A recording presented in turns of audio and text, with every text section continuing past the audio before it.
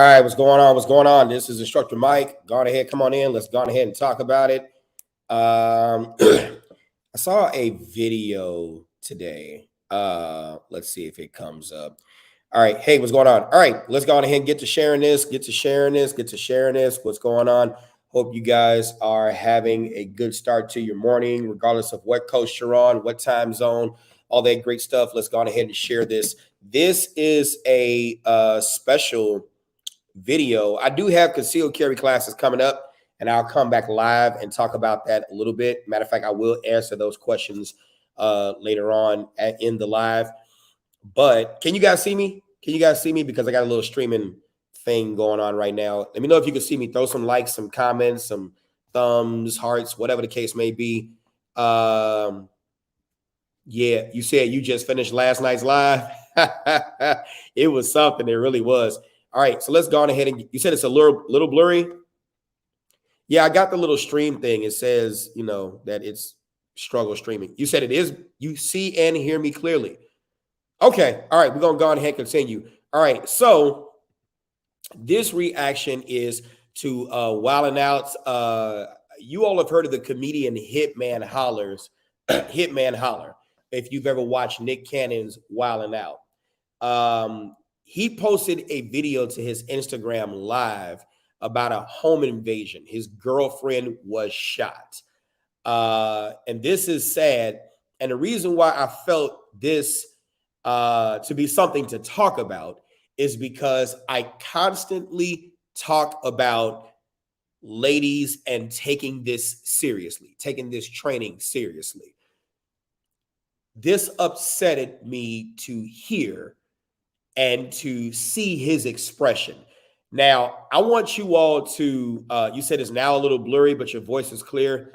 All right, we're going to keep on going. And maybe I probably should, I'm going to still do this, and it's still recording on my end and it's showing clear. So if I got to end the live and then upload the clear video, it's still recording, okay? So you all will see this a little bit later on. But let's go on ahead and play this video because this is something that is definitely worth talking about. Let's go on ahead and switch to this. All right. Oh, sorry. Banner. Got to take this banner down. All right. Here we go. Let's go on ahead and play this, and then we'll definitely talk about it. Listen. In the past or whatever. So, she always on high alert, which is cool to be too. So I'm like, baby, I think you just tripping, So we just kind of talking. Then she jumped up like, so I'm looking at her, I'm like, she grabbed her gun on the other side of her bed, and took the dog in the closet. I'm like, what's going on? She's like, baby, somebody in here. So somebody's in this house. So I'm like, all right. I called my man who lived around the corner. I'm like, yo, my camera's not working, bro. My camera's not working. I need you to go to my house. Somebody in my house, and sitting by herself. She in the closet. I just need you to go to my house. He like, all right, I'm on my way. So I'm like, all right, but I had Cinnamon on the phone. I'm like, baby, you sure you hear something? She said, baby, it's getting louder and louder. I'm still looking at my cameras. I'm like, I don't see nothing. No alarm on the camera. I don't see nothing. I'm like, so I'm just staying calm. Like, okay. All right. I'm like, you in my closet. We got all the ARs. We got everything in there. You're in the safest place in the house. Stay there. Stay right there. So she's looking. I'm still seeing her face. Her face, like, she telling me to do this because they're getting louder and louder. So now it's what we kind of find out, it's 4 guys. They upstairs. They going through rooms. She's like, baby, they upstairs now. They upstairs. I said, baby. I said, they gonna come. I said, they gonna come where you at. I said, I can't let you go like this. You have to shoot. If they gonna come in the room and they gonna come in there, you gotta shoot. You gotta shoot. You gotta shoot. I said, baby. I said, it's real life. It's real life, baby. I said, hey, please listen to me. You gotta shoot. She's like, okay. I said, baby, get my AR. I said, get the AR. Take it off safety. I said, every gun in there is loaded for this reason, for you. I know it's a big gun. I know it's that. But I promise you, if you just shoot that, they're gonna hear that and they don't want no smoke. I said, get the AR. So she pulled the AR out, and then in the midst of her doing that, they kicked because the bedroom door was locked. They kicked the door, boom, and I'm hearing it. I'm like, baby, they in there. I said, baby, stay calm. I said, you just stay right there. They gotta come to you. You don't leave that closet. They gotta come to you. Soon they come to you, baby, they shoot. But at this time, she looking at the phone. So she looking at the phone like, I see her like this. So my little brother like, Cinnamon, look at the door. Look at the door, Cinnamon. Look at the door. Don't worry about the phone. Look at the door. But to come to find out, she got on her phone and she hit the panic thing on her phone for the alarm. Boom. Panic thing came, boom. They heard it. They didn't care. They came through the other doors. She looked at me and said, baby, they coming. They right here in front of the door. I said, she ain't pick up my AR though. She picked up her handgun, and I begged her to pick up the AR because I ain't want her in no shootout with, you know what I'm saying, with her handgun, which is, you know, she got a nice gun, but I'm like, if it's 4 niggas in there, I don't want my baby in no shootout. I want her to have an AR and kill everybody. Just kill everybody in there. Kill everybody. That's what I'm thinking. I'm just shoot, baby. Just all you gotta do is shoot. So they was coming, and she said, they coming, baby, they coming. I said, put the phone down. I said, I need you to put the phone down, stand up, away from the door. As soon as the doorknob twists, I need you to shoot. Don't wait. I said, baby, as soon as the doorknob, shoot. So, you know, they start twisting the doorknob. I said, shoot, baby, shoot, baby. Shoot. She started shooting. And she started shooting. And they shot back. And then I guess one hit her. And so one hit her.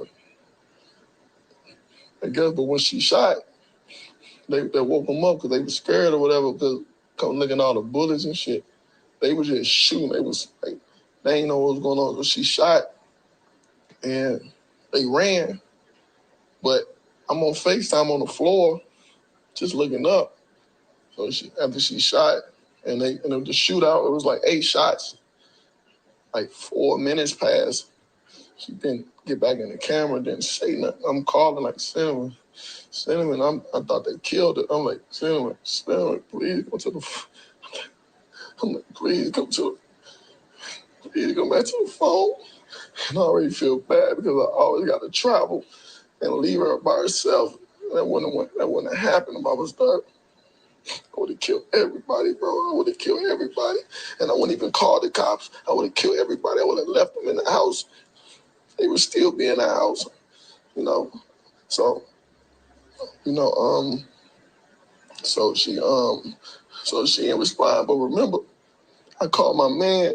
So by the time the shootout happened, he got there. He like, yo, 4 niggas just ran out the door, bro. I'm like, let them run. My girl, she not answering. Please go in there, bro. I'm like, just please go in there. Go in there. No. So, you know, he get up there. He was calling. Then all of a sudden, she got back conscious and was just like, she like, help. She like, help. I'm like, baby. I'm like, my Kale there, he there. I'm like, I don't know what's going on. Please don't, he there. So he get there. She was laying on her face. She got hit. And I don't really know she got hit in her cheek and it went out her head. She was laying on her face. She would have bled out if my Kale probably went and get there. So he got there, you know, and he tilted her up and she like, I can't feel my leg.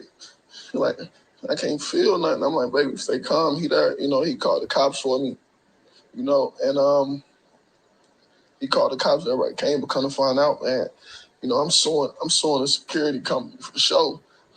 These dumb ass motherfuckers and sold me some sensors that only work if you lift the fucking window. I'm like, what kind of dumb ass shit is that, bro? I'm like, who the fuck needs sensors for a window that you gotta just open? Ain't nobody gonna break in no house from the inside. So they broke a window and got in without no sensors going on. I'm suing them. I'm suing the fuck out of them. You know, And I ain't have to do this, bro. I know I didn't. But I just, motherfuckers out there playing with my motherfucking baby. No fucking game, bro. No, she ain't deserve this.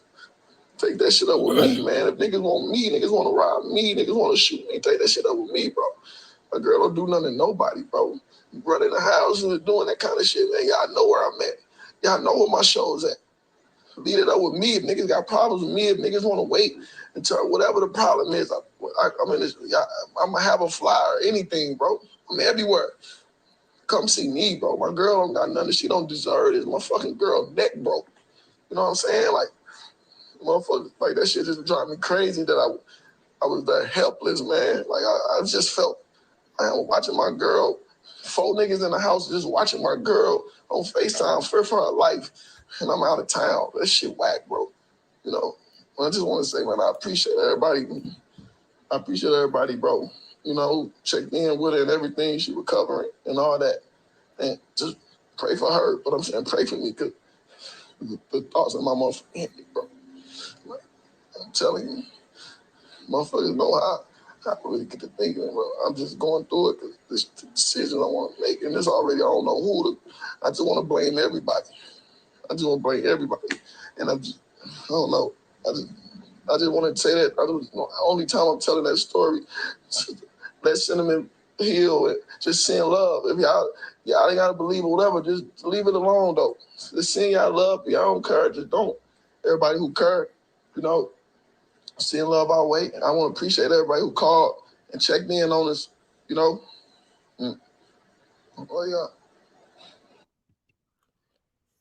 You know, I look at this, and when I see this, I'm reading your comment. You said there was a comment in the video that pissed me off. Paraphrase: shoot, if Shed had come out with her hands up, if she'd come out with her hands up, she'd be fine. Being sarcastic. What kind of BS is that? Why would you say that? This is what I have to say, not necessarily to that comment, because that's going to detract from the regular message. Those of you all who follow me and who have listened to me over the years, and especially recently,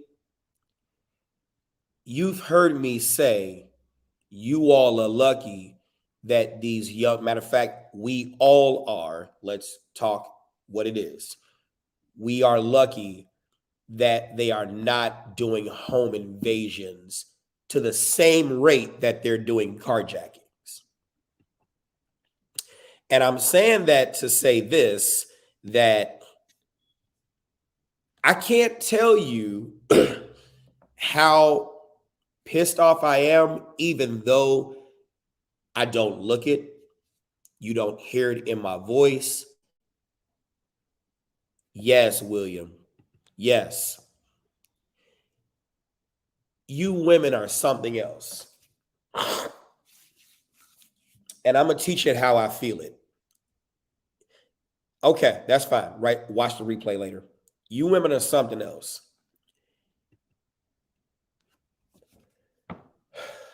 When we tell you, and I'm not just talking about firearms we men.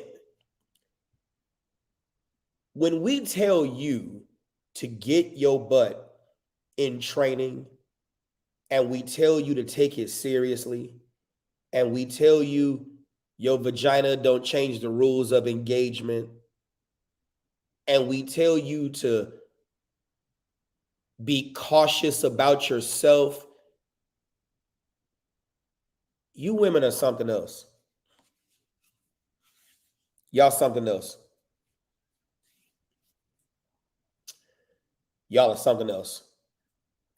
And I love you enough to say this, because ain't nobody else going to, because they're worried about, you said you're not seeing the chat, try refreshing their Facebook change something. I don't know. But you said Tony, I ain't got time for, Tony, if it applies, cool. If it don't apply, let it fly. I ain't got time for them big ass comments and stuff like that, Tony. You get very sensitive when I say shit like that. If it don't have nothing to do with you, let that shit fly in one way and out the other. It ain't nothing to block you either. And don't take it personal, because you already know how I am. If you know how I am and you know it's not applying to you, then it is what it is. But sometimes people have to say certain things that are drastic. So don't get in your fucking feelings on my shit. Because you know who I'm in my feelings for? His girl. You know who I'm in my feelings for? Other women who are left defenseless, who don't take this shit seriously. That's who I'm in my feelings for, not this shit. So if you ain't smart enough to see that I'm not painting all of you all in a broad brush because I mean it like that, then that sounds like a you problem. Get the fuck off my page. Don't be a distraction to my message. You women are something the fuck else. You heard what I said.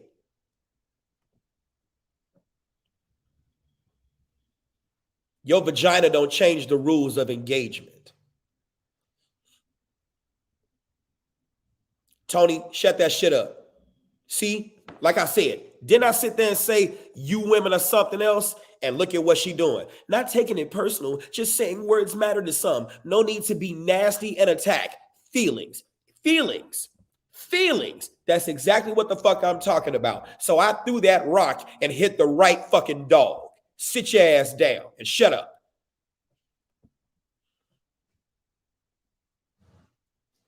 And that's the problem. Foolish ass fucking allowances.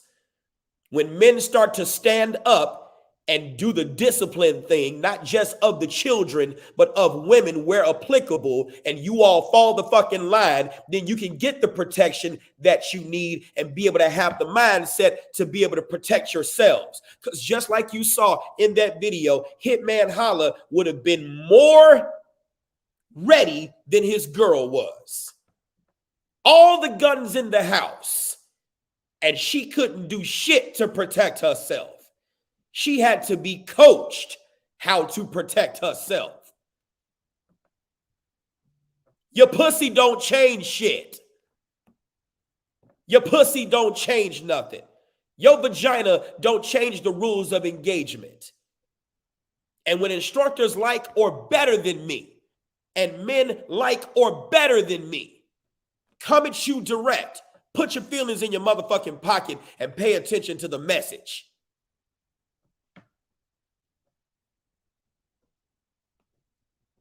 Be lucky that it's not getting to the level of home invasions that's equivalent to the level of carjackings.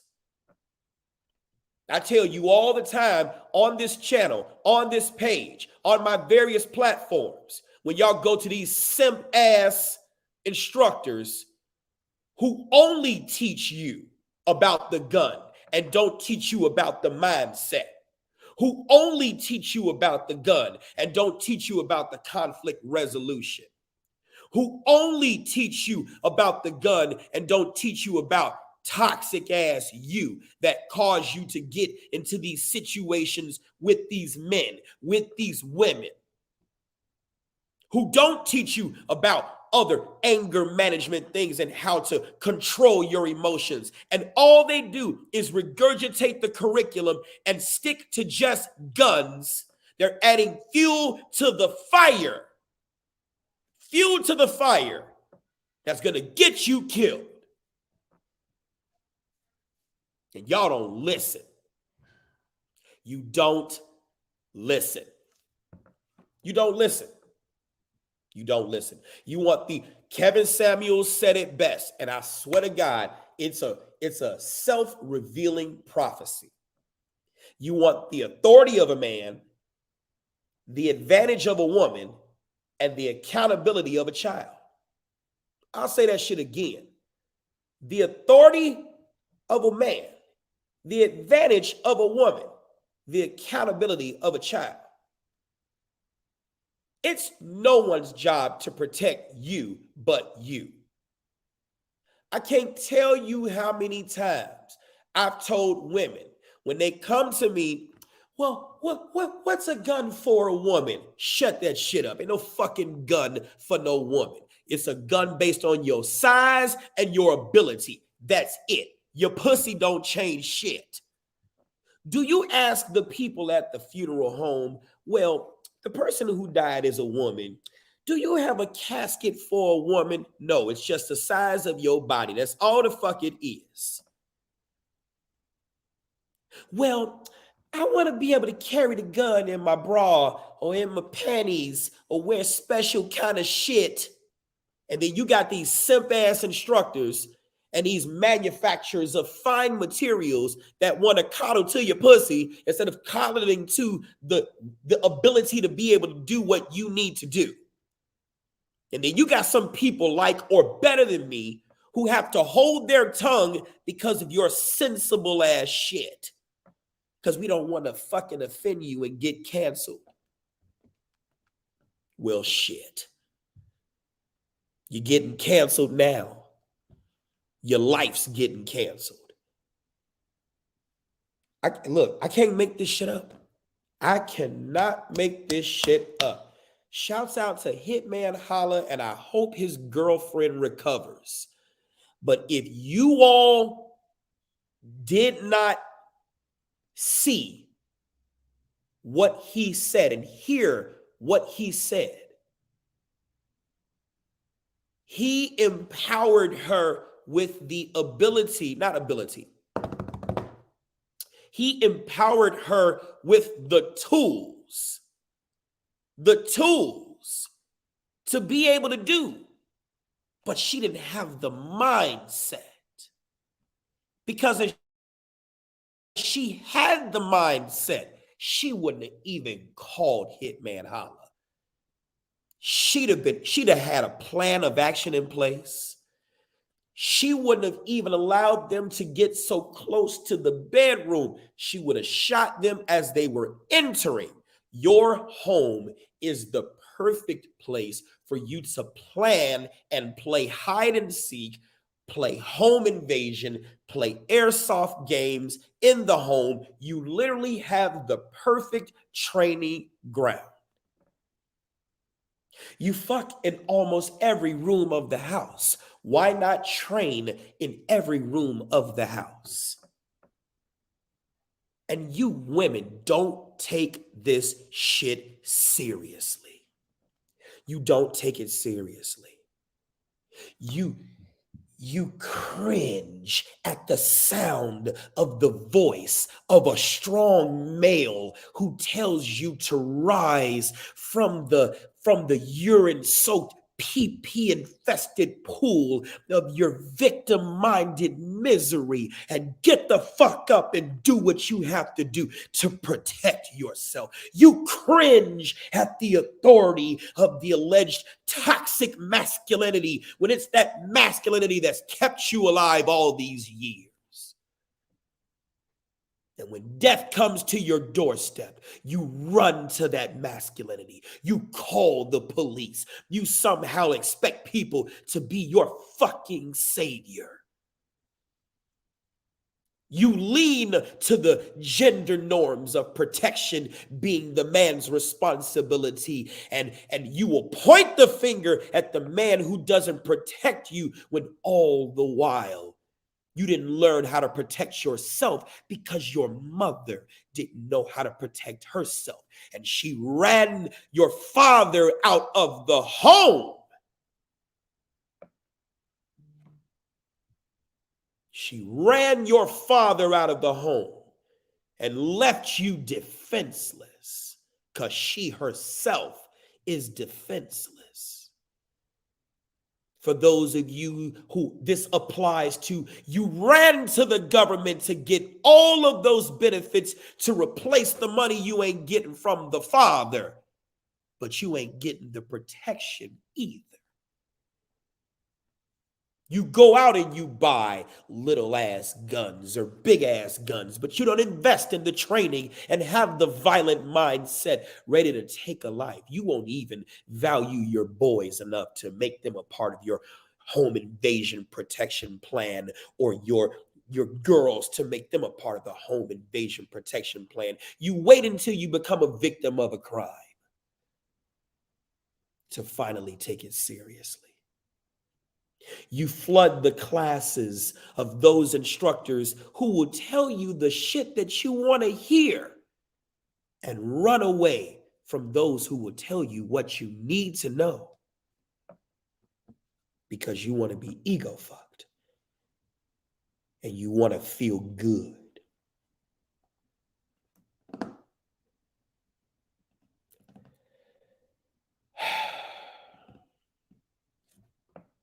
I don't know what else to say.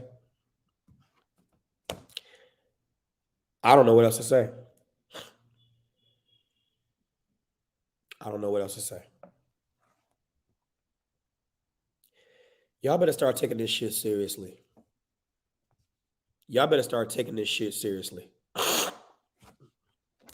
Somebody just sent me this, and I'm going to read it. Single mothers with children at home. Take it easy on posting your cubs so much. I just watched an interview with a predator. Direct quotes. Quote, I don't follow teenage girls on social media. I look at the mother's page, and if I don't see a man in the house, that's who I target. I get at the mother to get to the daughter. Spend some money because that's what a good man does. And then he smiled. And I'm in there. I use her selfishness and loneliness against her. With all this co-parenting, I'm having my way. I'm a wolf, and there's no hunters around to protect the flock. I've been doing this a long time. I'm a master at it. Who's going to stop me? Every predator doesn't drive a white van. Some are handsome, charming, and drive a Benz. Fill these dudes out like life depends on it because it actually does. And the person who sent this to me was like, this is why I'm hesitant about posting the girls, and this is why I ask you not to as well. Your following is huge and also public. They're out here. Those of you all who know me, you know who said that. Say less of the issues that caused the man not to be there. Say less of the selfishness. Say less of the I don't need a man. Say less of you not being able to protect yourself. Say less of the insecurities and self-esteem issues that are prevalent within the person that causes that person to then make that father's presence in the home a non-permissible environment. Say less of all of these things.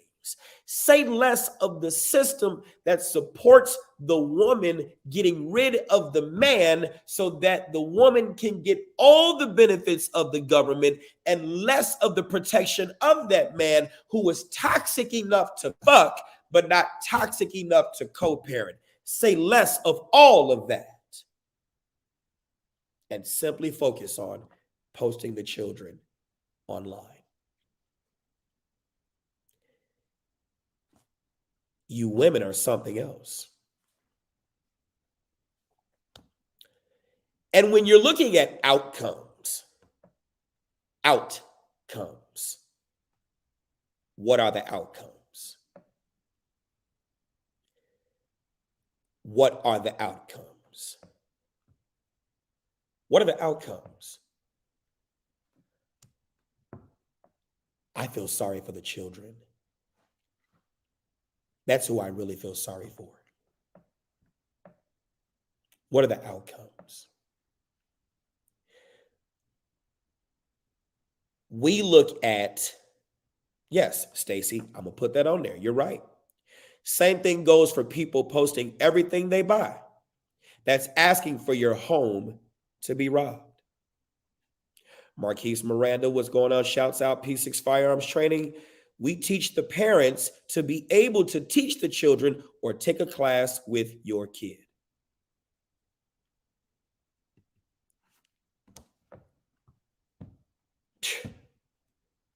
What else do you want?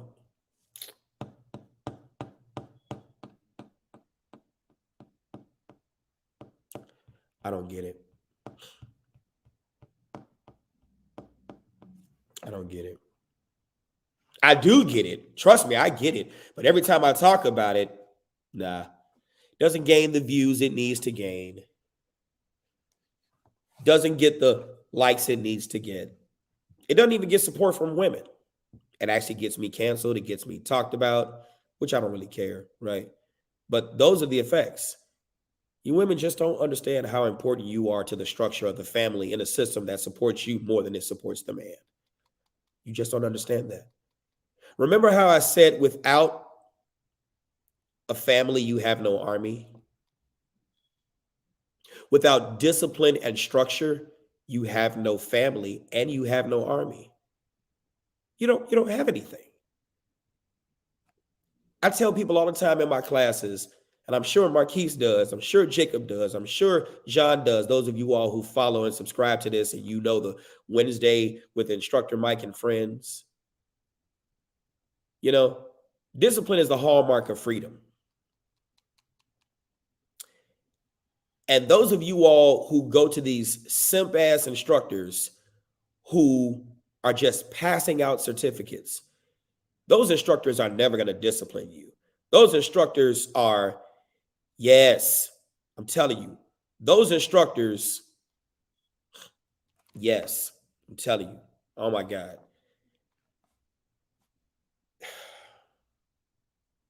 Those instructors are actually going to throw fuel to the fire that's going to cause you to get killed.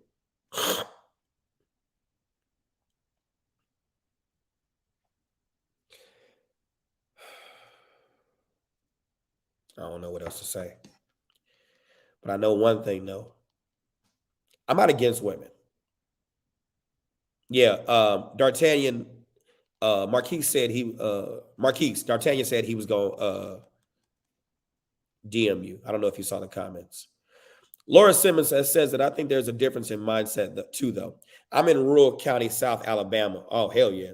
Our kids are raised around guns, male, female, it doesn't matter. Guns are, quote, normal for us. That creates a different way of thinking too. So when I see the simps, I can't help but grin. And you know what? That's a real thing, Laura. See, like if I wasn't in Cook, and I'm seriously thinking about a venue change, I really am. I want to get out of Chicago. I want to get out of Chicago because I'm not looking to be appreciated, but I would be lying if I said that I don't want to be appreciated. And I think that, yeah, I would be lying when I said that. You know, anybody who's ever been to my class, and I'm sure that anybody who's ever been to Katie, what's going on? Shouts out to Katie. Anybody who's ever been to Katie's class, anybody who's ever been to mine, anybody who's ever been to Marquise Miranda with P6 firearms training, Jacob Knoll with Viper Defense, John Hamperkamp with Guardian Concepts, and even Brian Eastridge, who was on yesterday. Yeah, man, for real, we want to be wanted, not needed. I love it when I have a student that comes to me and takes it serious and they want to learn. I love it when I can learn from them. I love it when they can learn from me. I love it. I love it. I absolutely love it. In fact, I thrive and get professionally high off of that energy of us learning. That's just like last night when we did our show, Trigger with Instructor Mike and Friends, every Wednesday at 8 p.m. We had Brian join us. That was the longest show that we did. It was 3 hours and 14 minutes. I just downloaded it. I'm going to put clips of the segment. And Anika, you were there too. I'm going to put clips of the show up there because I know 3 hours is a long time for y'all to watch, stuff like that. But we really thrive off of trying to help people. We love it. And I think that my time in Chicago has come and gone. Stacy said I fell asleep watching. I think that my time in Chicago has come and gone. I think it's time for me to pop smoke and extract. I think it's time for me to pop smoke and extract because, and I don't mean I'm gonna do it, but yeah, there is a difference, Laura. I could go down You said problem, Mike, is you looked at the world and decided to start from the hardest part to make a difference. Yeah, man. Oh my God, for real. Yeah, you're right, William. Jesus Christ, you right. Marquis said people need to understand that no one is coming to save you, no one is coming to help you. You are your own bodyguard, you are your own first responder. And that's what people don't understand, Marquis, and especially in Chicago. People think because they take a concealed carry class, they think because they buy the biggest rifle, you know, they think because they got several guns and got guys that's about that life, whatever that is, right? They think that's going to do something to protect them, the individual. And then you get ladies who can we go there, y'all? Y'all share this. Y'all share this. Because ladies, I love y'all, but I need more guys to come in on this. And I got time. I got time. Come on, y'all share this, please. Share this, throw some likes up there. Y'all know how YouTube and stuff, it acts off those algorithms. That's why I'm saying what I'm saying, because I'm just going to teach it how I feel it. Can I do that? Can I teach it how I feel it? Please. Tag some people in this. Let's go. You know, Tupac said it best. There's a lot of real G's doing time because a groupie bit the truth and told a lie. There's a lot of you females that start shit, and then when you can't control it, okay, because you are here, keep doing and teaching, but our mindset are short. Okay. There are, I can't say I lost my thought. Let me get back to it. There's a lot of women that'll sit there and start shit. And then when you can't handle it or it gets out of whack, you, because the power of the pussy, let's talk. I'm gonna teach you how I feel it. So listener discretion is advised. The power of the pussy and the power of a female is very powerful. Very powerful. Because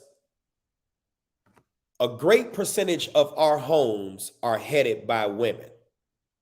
And not every black woman is a bad black woman, but you have a percentage of them that are hurt because of the pain inflicted upon them by their mothers. And then from their mothers, from their grandmothers. And it keeps going generational, generational, generational. So then you have the mothers who before they're mothers, they're women. And they get with a man, both whom are toxic and trauma bonding. Because we're not exempting the men from this. And that's the one thing that people who hear me think that I'm doing. You don't understand why I'm just focusing on the women. Because you are the ones who are there and you are the teachers. And so you will trauma bond with this man only assessing his money, what type of shelter he provides, if any, or what type of shelter you can provide for him, and then whether or not his dick works, because your pussy does. And then you will get with this man, fuck him after several times of being finessed, and then you will create a child where the assessment of responsibility should have been prior to that. Then when you create this child and he can't do because you didn't assess if he could do, then you forget the times that he talked to you during the trauma bonding phase of when he came from a toxic home with his toxic mom and the toxic school environment where he was told you ain't shit, you ain't gonna be this, you ain't gonna be that, you're nothing, you're this, you're lower than this. And you thought your pussy and you thought your food and you thought good cooking and a warm hug and a few occasional trips was going to seal the deal and get that dick. And it did. But that's all you assessed. And in a system that supports you, you now talk about him because he ain't able to do, because you didn't assess if he was able to do, because adult learning is different from child learning. And then you create a non-permissible environment where this otherwise protector, but a person who could be a staple if you guys both understood where you fucked up and you guys understood how to help each other with strengths and weaknesses, and then reaching out together in helping yourselves be better for your children, right? You then go on ahead and then create the environment that's non-permissible and supported by the government. Let's rewind that again. Non-permissible and supported by the government. There was a story. So yesterday I was out selling books, and I was in Hyde Park, and I was by the Boston Market. And here's the picture of this man who got handcuffed by the police. There's the picture right there. And as you can see, you know I ain't bullshitting, because there's my iPhone and it says Chicago, Hyde Park around 1:30, right? That's where I was at when I took that picture. And that's his other hand right there. And you can tell, those of you all who have been handcuffed, that's the double bar handcuffs right there. And that's the single bar. Okay? So let me tell you how he got those wounds. He got into an argument with his wife, right?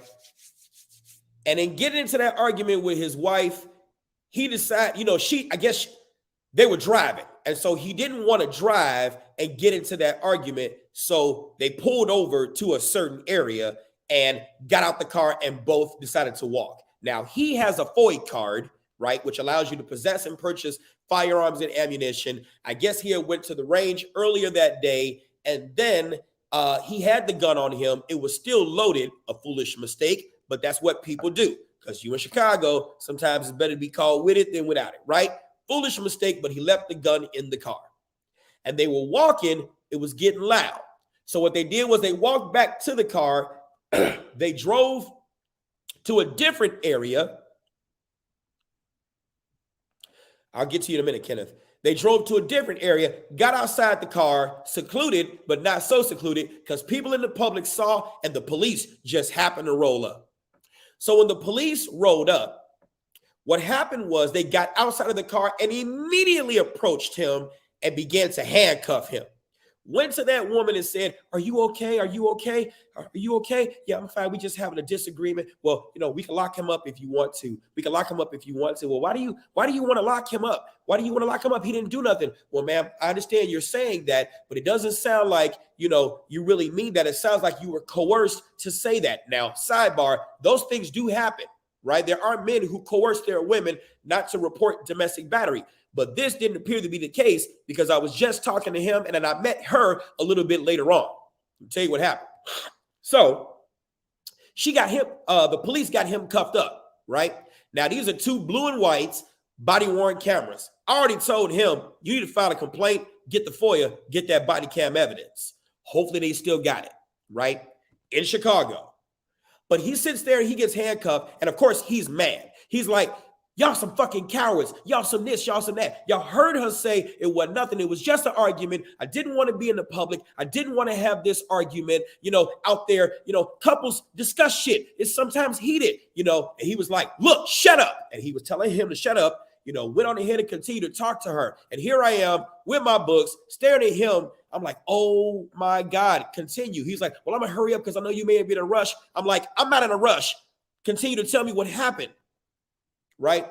And so he continues with the story, and he's like, they had told her, "Look, well, we can go on ahead and sign complaints. We can go on ahead and take him into custody." Well, I'm not signing complaints. I don't want to sign complaints because he didn't do anything. I don't know what well, look, ma'am, if you don't sign complaints, then we don't need you to sign complaints. We can go on ahead and arrest him for domestic battery, and the state will pick up the charges, which is true. In Illinois, that is true. And so, we don't, you need you to necessarily sign complaints, but if we got to take a report. And so by you signing this, it shows that you were a part of this matter. So what they did was they tricked her into signing a misdemeanor complaint form.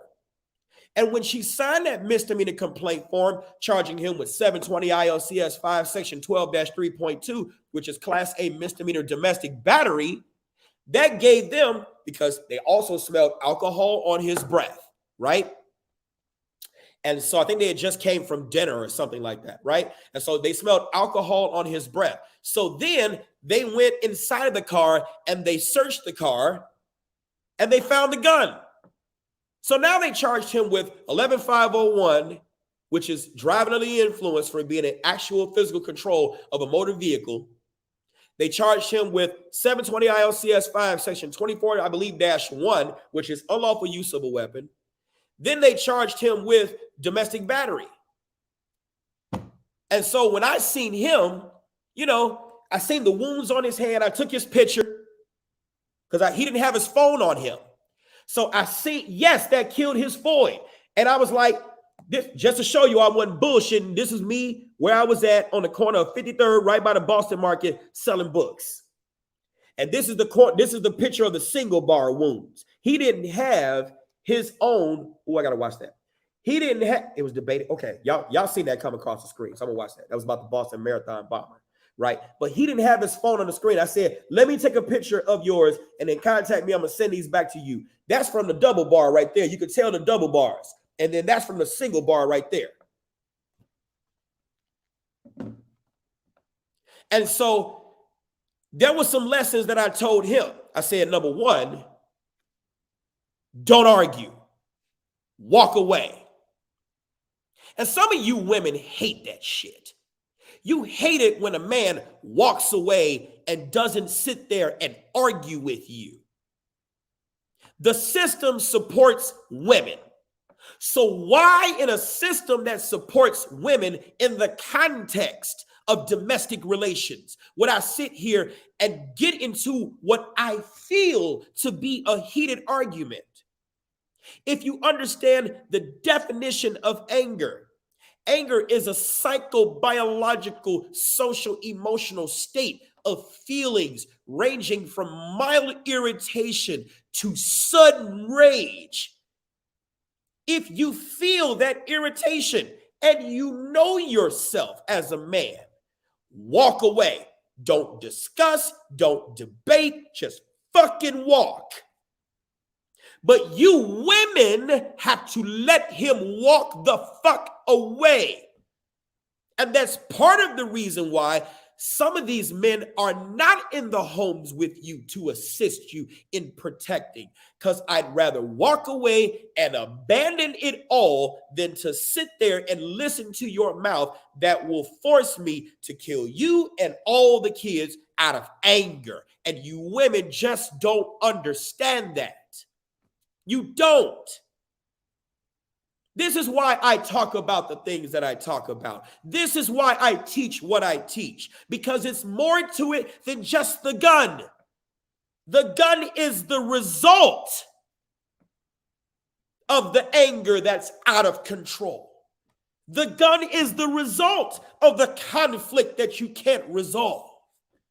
That's why teaching stuff like this is way more important than just talking about the gun. Because if I am just a firearms instructor talking about the gun, then I'm adding fuel to your fire and not caring if you both burn. I can't just do that. And it only makes it worse. So then here we go. She signs the complaint, right? And he goes to 26 in California. Bond court is going on right now, but he had already been through bond court. I didn't listen to misdemeanor bond court. Otherwise, I would have heard his case. But when he told me what he went through, I told him exactly what his outcome was. Exactly what his outcome was. I said, let me guess. Because you have no priors, they let you go on a 10,000I. GPS. Motion State, branch 44, call number 4. He was like, are you following me? I said, no, I'm not following you. I listen to bond court every day. I know the bond court judges. Judge Like, Judge, I was not Cicho Lopez. That's an alderman in Chicago. But you got Judge Like, and you got about 4 other judges who are constantly in bond court all the time. I listen to them all the time. Yeah, $1,000 cash bond. And he was able to post that. No, 10,000I. So it wasn't cash, Patah. It was 10,000 eyes. So he was let go on his own recognizance because he had no priors. But he's got GPS. And here we go. Guess who came to pick him up from that corner? His wife in an Uber. And this is what I'm telling you, women, that you just don't understand. She was so weak in the mind. Do you hear me? She was so weak to the point where she allowed the pressure from the police to motivate her to sign that paper against her husband. Oh, Jesus, I don't know if you understand what I am saying.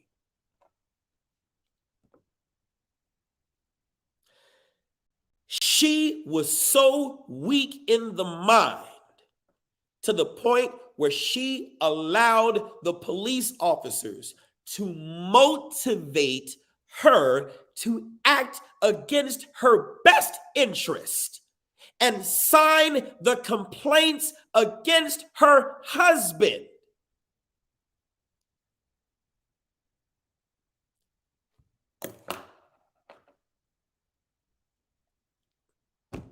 Do you get me now? Do you get me? There could be no reunification after that. Because now you have given the system a tool to fuck with your husband. You gave them the tool to fuck with your husband. If you were a strong-minded woman, you would have been in handcuffs right along with him. Because no matter what you say, I am not going to let you destroy the strength of our family. And when you women don't value your boys, when you don't, and I'm not saying blame yourself for what you don't know, but you don't know because your parent or parents didn't teach you. When you don't hold them accountable for them not teaching you and let them know that I am who I am, both good and bad, because of you. So I'm not going to blame myself for what I don't know. But I am going to be honest about my failures and seek out the help so that I can be better so I don't fuck them over. And I'm going to demand that the man I made children with, who is also toxic and a person whom I didn't assess his ability, I'm going to demand and assist him and build him up and encourage him to learn more. I'm not going to call him stupid. I'm not going to treat him like shit because he wasn't able to do, because I didn't assess that prior to having children with him. I am going to be a support to him and not be against him. Because this is the bed that not only he created, but I allowed him to create. Therefore, we both created it, and we both need to strengthen what we've created. But that's not what happened. That's not what happened. And all because he did not walk away. All because he wanted to talk.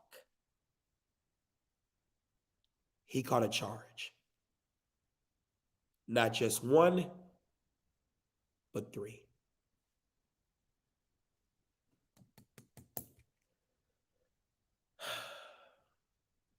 And this is why it's easy to walk away from you women. Now, if this doesn't apply, let it fly. But if it does, I said what I said.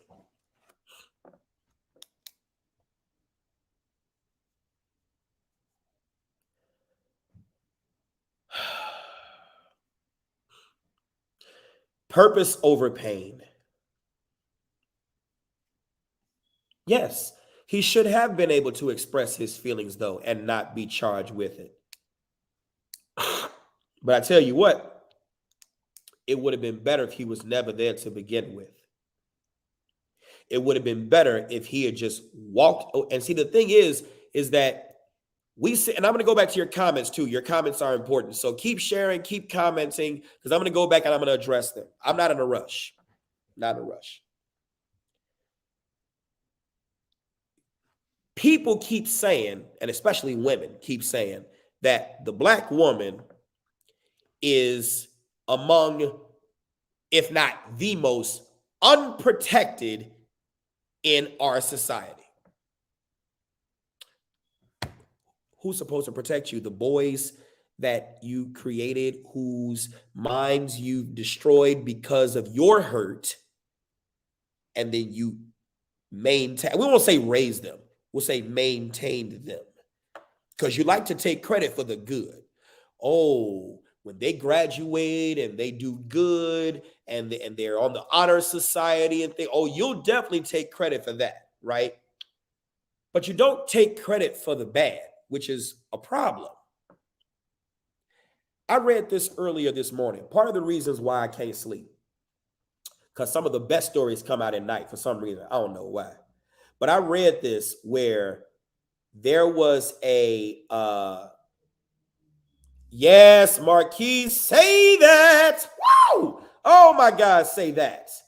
Expression of feelings as a man can get you labeled as a terrorist or irrational or a disturber of the peace. Say that shit. Here we go. This is a story right here, and I hope y'all can see this. Trans boy rapes girl at school in bathroom. Dad arrested at school board meeting for talking about it. Gag order placed on dad.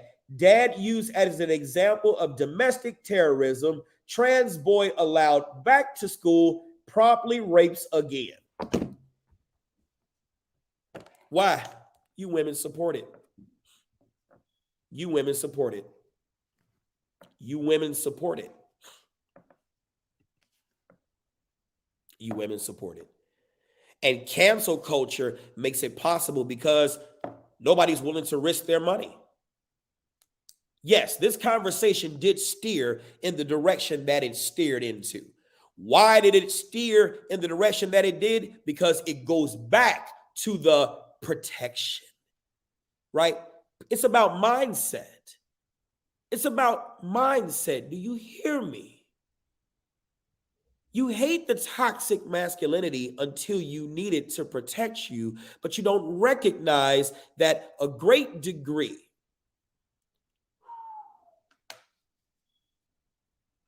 of the bullying that takes place comes from when you weaken the mindset of your boys and you don't teach them how to protect themselves.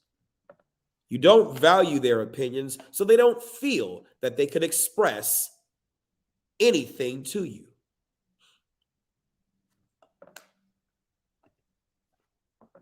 Yep, and father of the girl was arrested at the board meeting for bringing it up. And now they're trying to cover it up. Whew. I understand, down to earth. You said, so glad to be single and child-free, cuts out on so much drama in my life. They knew they were trying to pass a transgender policy and knew those allegations would harm the votes on the board. Here we go. I'm going to throw up another comment that was put up.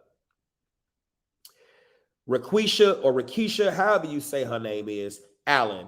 This was on one of my posts that I put on Facebook about calling your son, I forgot what it was,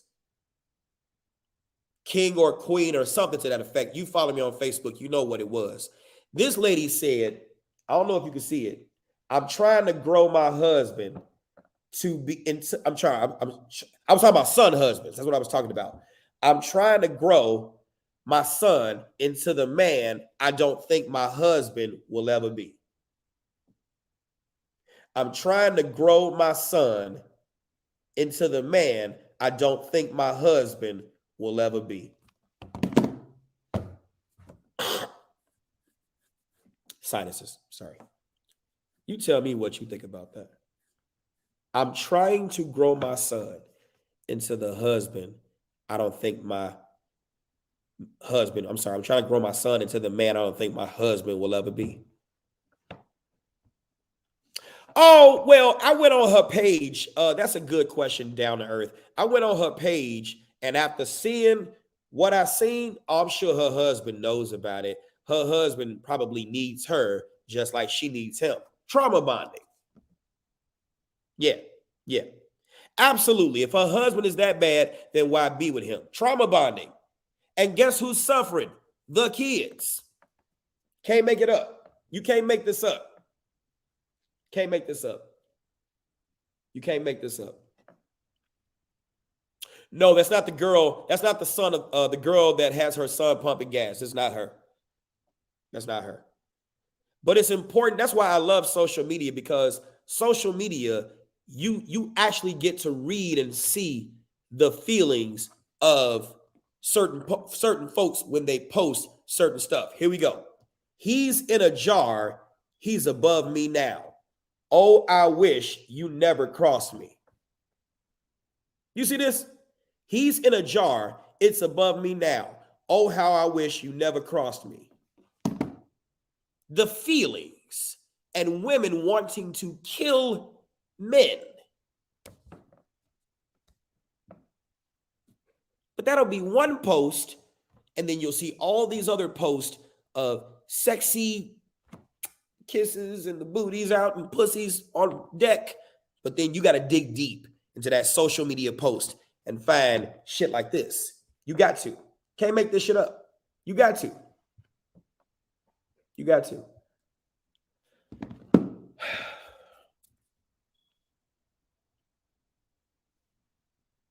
I want y'all to understand, just like Dave Chappelle said, he's not against gay folks. He's not against women. He's against the issue. Same here. I'm not against women. No, I love you enough to tell you the shit that affects your boys. Your boys matter. The reason why Black women are unprotected is because Black women didn't teach their sons to protect. Let me say that again. Can I say it again, y'all? Y'all want me to say it again? Because I want to say it again, right?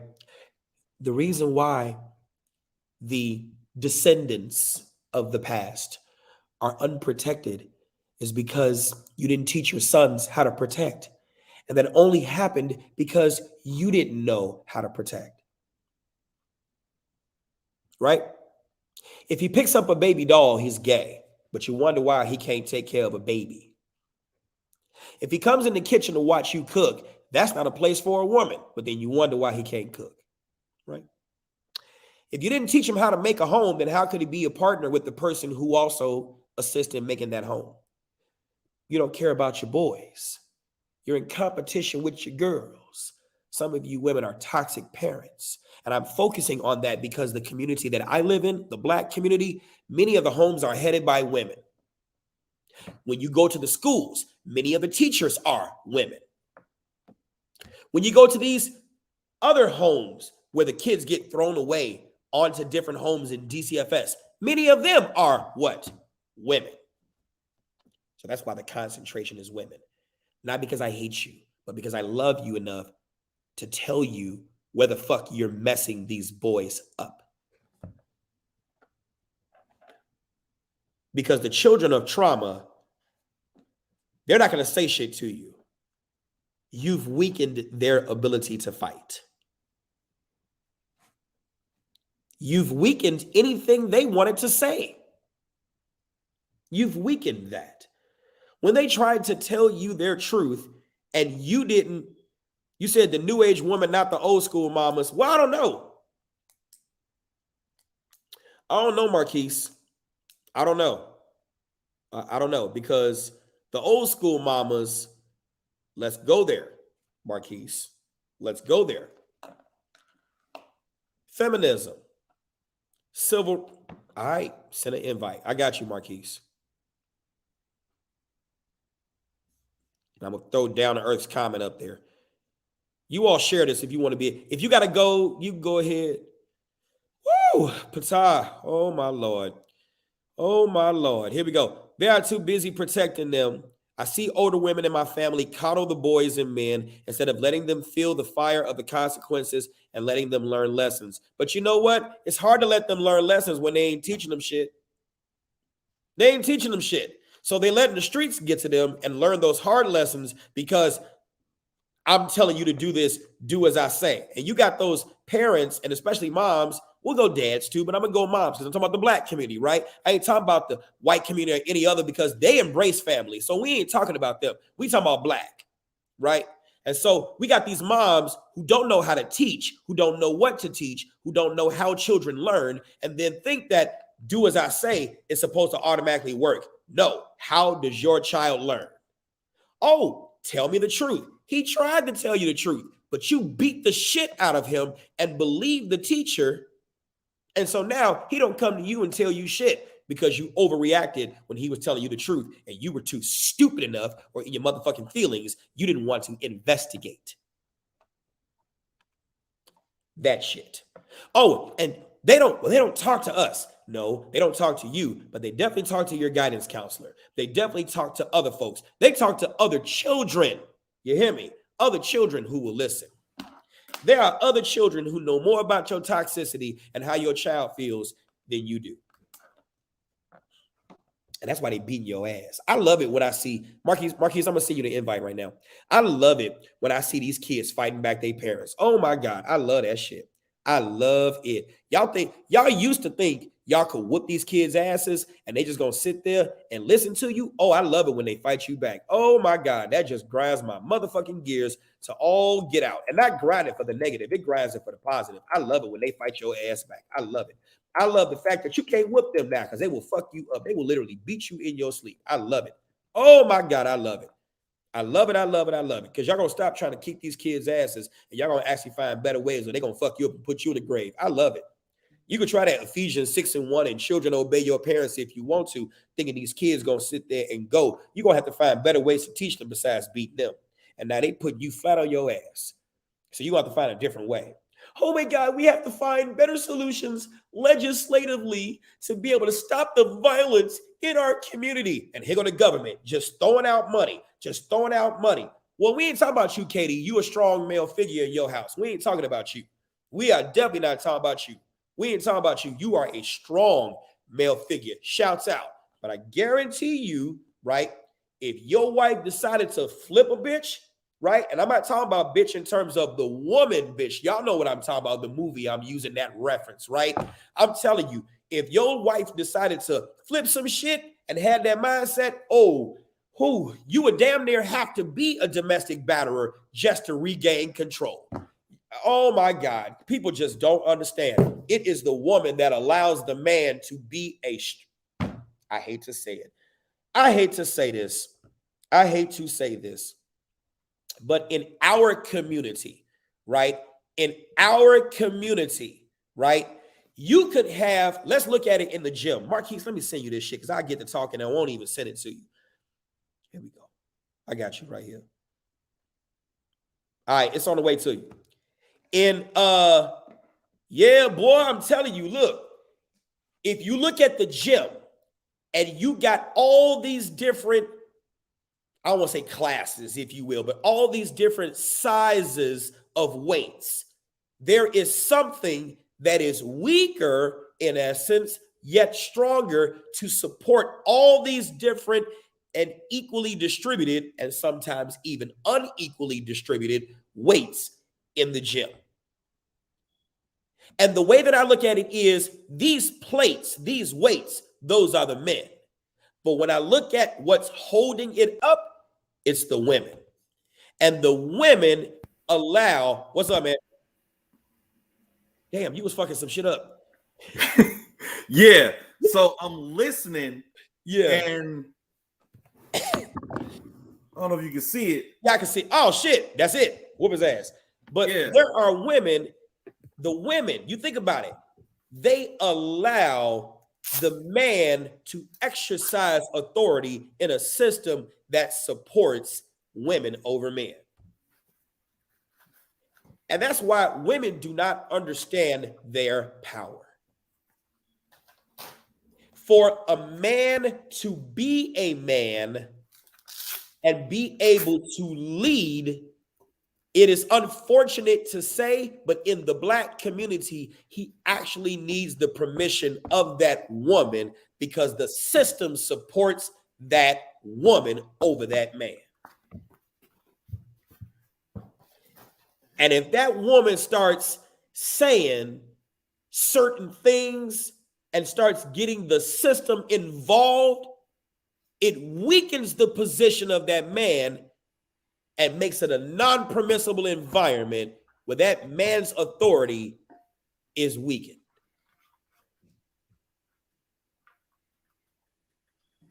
Because the minute she cries rape, that man is done. Just an allegation. That's what allowed that woman to be weak in the mind to sign the complaints against her husband when she was too stupid enough to fucking read the document and see it wasn't a report. It literally says it on the top. It says misdemeanor complaint. Too stupid enough to realize that she is signing a charging document against her husband. Stupid shit. So now, regardless of whether your marriage is intact or not, you have destroyed that man. You have emasculated him mentally. Because how could you, a person who say you love me, sign a complaint against me when I didn't do shit? And you know it.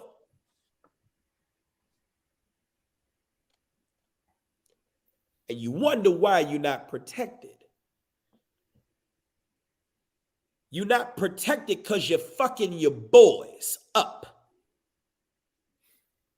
You're not protected because you're not healing from the shit that caused you to get with the man, where if his skills were equivalent, strike that, if his dick strength was equivalent to the skills that he had, the dick wouldn't be erect either. It would be limp, just like his skills. And then you wouldn't talk about him.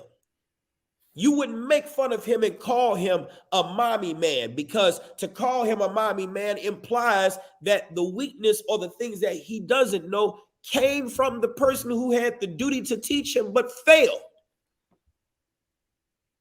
And so now you're picking up this responsibility by fucking him without those skills, but then you want to chastise him even further.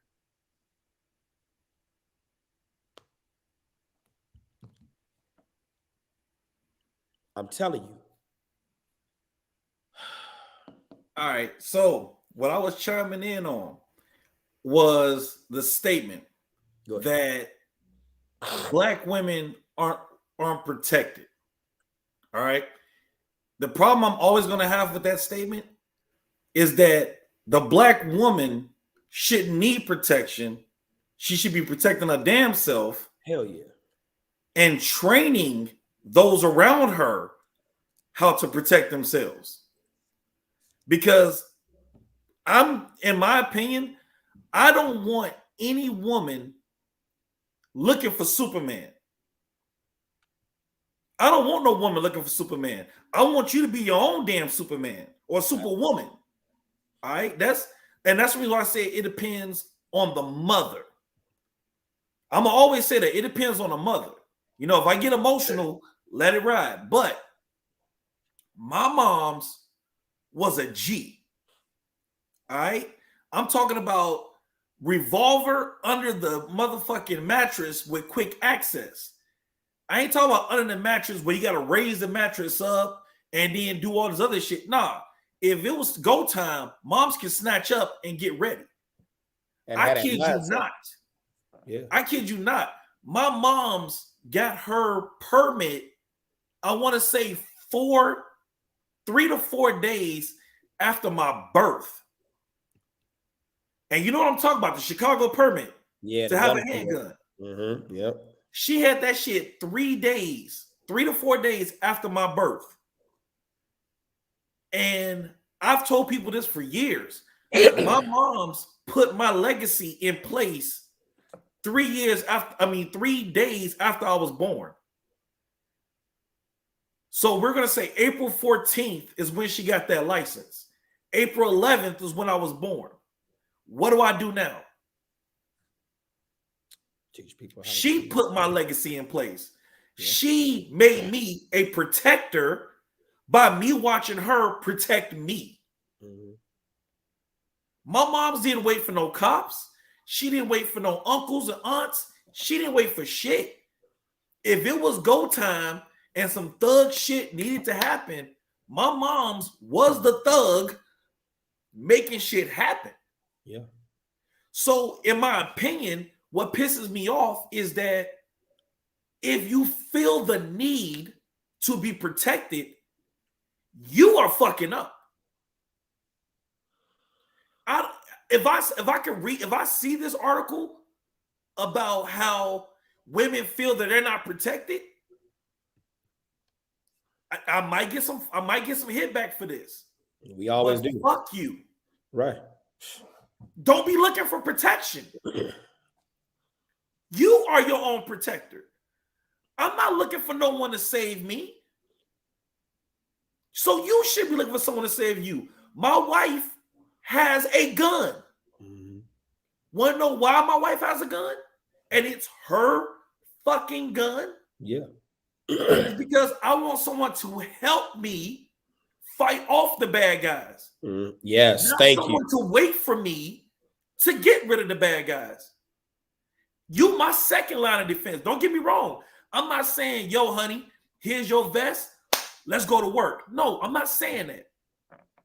But if I fuck up and I fail, guess what I'm expecting her to do?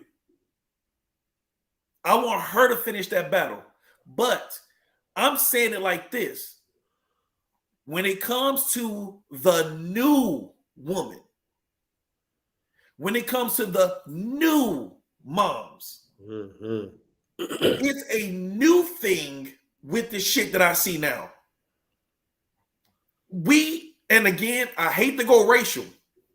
I hate to go racial. But we got to do it because it's real. But black people were not made to depend on cops. Hey, Mike, what's going on? I'm going to say it. Black people were not made to depend on cops. That is true. That is true. So when did we become a needed group to depend on help? Modern women. Right. Yeah. So shit. When you look at this shit, it's like, yo, let me get out here and find my savior. You are your fucking savior. That's you. Mike Conroy is another firearms instructor. Shouts out to Mike. I hadn't seen you in a minute. What's going on, sir? Oh, shit. Mike asked this question. Marquise, should a home defense shotgun have the ability to fix a bayonet onto it? Now, hell yeah.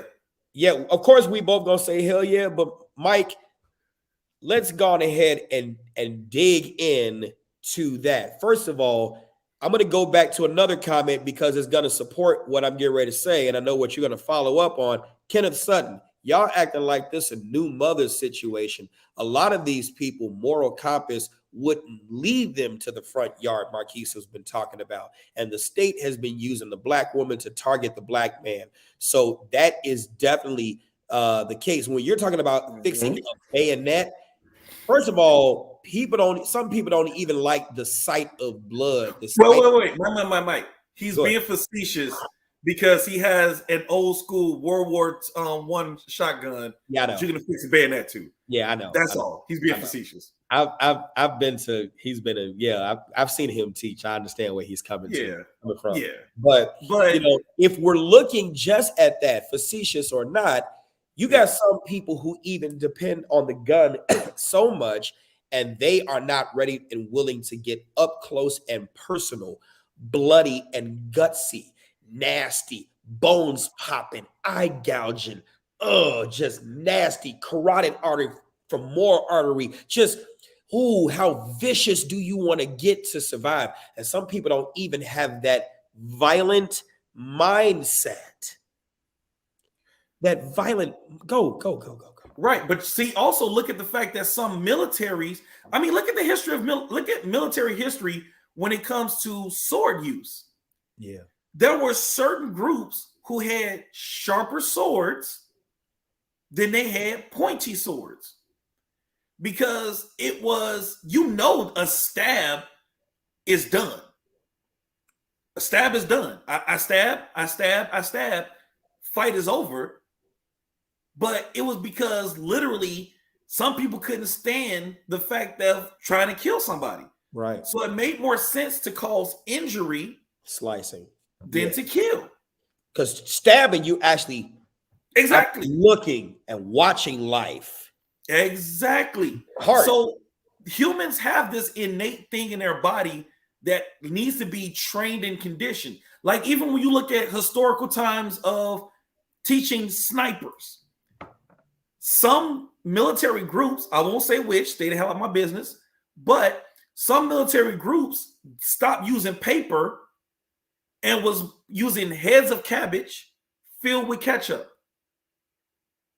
So when they was looking through that scope and they took that shot, they will see the hit and the spurt. So they can be dehumanized and understand that, every target isn't paper. Targets aren't always paper. In real life, you have to understand that there is a sense of desensitization, if that's a word, that needs to happen for a person to understand what it takes to. Mike, are you frozen? Oh, snap. Mike is frozen. Did we lose Mike?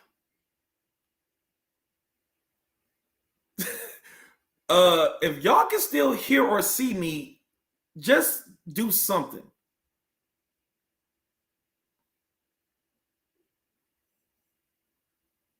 How did we lose Mike? God damn it. All right, let's go. I stopped talking to because I was like, but no. That's okay. So when you look, there needs to be a sense of desensitization because we play on paper targets. And it comes to a point where if you don't understand why you're doing what you're doing and who you're doing it for, it becomes problematic, especially when there's a human element. I hate to say it. Usually in Halloween, they usually have the targets that have blood in them. In my personal opinion, I want to stock up on those and save them for the training season. Yeah. But the problem is you got to have a range that is okay with that cleanup. Because again, this is real. Yeah. Like I said, the whole woman needing to be protected, Black people need to be protected. I had a person make a joke to me talking about like how Black people are becoming an endangered species. I said, no, we're not. And they was like, well, yeah, you. I'm like, no, we're not. I said, because a protected species is protected by the federal government. A bald eagle is an endangered species. Yeah. Shoot a bald eagle and see what the hell happens. Yep. Black people aren't considered an endangered species because we're not protected. But in that same instance, I'm not going to blame any other race for the lack of protection Black people have. Because we, unlike, and this is just my opinion, it is what it is. If I don't get another customer from today, tomorrow, whatever, it is what it is. We don't coordinate and we don't group together to get shit done. We don't. That's called family. What's that like? All right. That's called family. So when you take a group of people who literally throughout history have been trained never to be a family unit, because when we were families, you stripped us of wanting to be of a family environment. Right. You know what I'm saying? So go, and again, I'm not saying, well, during slavery time, stop it. It is what it is. All right. Right. It happened. We know it happened. For us, it should have made us fucking stronger. I swear. And it didn't. Nope. It made some of us whiny bitches who want to complain about what could have been instead of looking forward to what we could be. And it pisses me off because I'm like, dude, how long can you blame the past for the future that we keep fucking up? We are fucking up our own futures because we are allowing people to tell us and dictate to us when we can and cannot be upset. Yeah. What we can and cannot stand for. Second Amendment, I'm sorry. The Second Amendment is what keeps us from being fucking slaves. Yep. That's what keeps us from being slaves. And when people can understand that shit and we can come together, not like this, but like this, we can make a big ass difference in our communities. But look at what's being praised right now. What's being praised is the strong woman with no man. The strong man with no woman. Dude, you need each other. God, you need each other. You got these kids out here and they need the parents. Yeah. They do. They need the parents. I do need my strong woman. You women, you do need your strong man. But guess what? I don't want you to be dependent on anybody. Like I said in my earlier comment, I want to be wanted, not needed. Yeah. I want to be wanted because if you want me, that means that me and you have something that we both desire. Yep. Not something I can't live without. Oxygen is a necessity. I can't jump my big ass in the water and start breathing on the water. I'm not Aquaman. I'm not Aquaman. When it comes to the firearm game and teaching, someone made the comment about teaching their kids. Dude, I teach you so you can teach your kids. I teach you firearm safety because I want mom and dad to say, hey, you know what? This is what I learned and this is how I understood it. Let me show you. And then maybe me and you can do a class together. Yep. And I hate to say it, it was a white man. Yes. It was a white man who brought me his kid. His 15 or 16-year-old son. Yep. He took multiple of my classes and he sent me an email. Hey, Marquise, you know what? I want to bring my kid to those classes. Is that cool? If he's mature and has the gear, bring him to me. Yep. If you respect his judgment, bring him to me. You know how many black people ask me? Zero. Probably few. Zero. Yeah. Zero. This is the month of October. I put out, and Mike, you can attest to this. Yes. I put out free services for October. Only you pay for your range time and you pay for your ammo. Yeah. You know what I mean? Contacts I've gotten for that? Probably zero. Yep. So and my thing is, so now what's your excuse? None. But guess what you'll say though? Well, the white people out here getting trained up and they can do this and they can do that. So can you. I am so tired of people trying to blame race and privilege on everything. Yeah. You have the same library card, same internet, same book access. There is no more secrets. If you want to know something and know how something is done, nothing stops you except you. So stop blaming people. When he said, man, black women don't feel protected, that's on you. Get out there and get a gun. Learn how to use that gun. Protect your damn self. Yep. Black people, we don't feel protected by the police. Go get trained, get a gun, learn how to protect your damn self. Stop blaming people on what you lack when literally anything you lack, you can provide for your damn self. If you're dependent on a cop, clap your hands. Yep. You are correct. My bad. I went on a full rant, dude. I was heated. You good. You good? Yeah, I'm like, dude, it's sad that in 2021 we still have excuses for shit. Yeah, I In wanted to share this. 2021. Yeah, I wanted to share this, and I had talked about it earlier. Let me share this because I want people to be able to see it. Shouts out to StreamYard. StreamYard is the shit. Yeah, they Um, are. yeah. Well, unless they don't like your computer. Hello. Here we go. So I don't know how many people can actually see this, but right here in Time, you can go to time.com/more single men than women. Here we go. The trend has not had an equal impact across all sectors of society. The Pew study, which uses information from the 2019 American Community Survey, and you can actually click on it. It's the US Census.gov or census.gov, notes that men are now more likely to be single than women, which is not the case 30 years ago. Black people are much more likely to be single at 59% than any other race.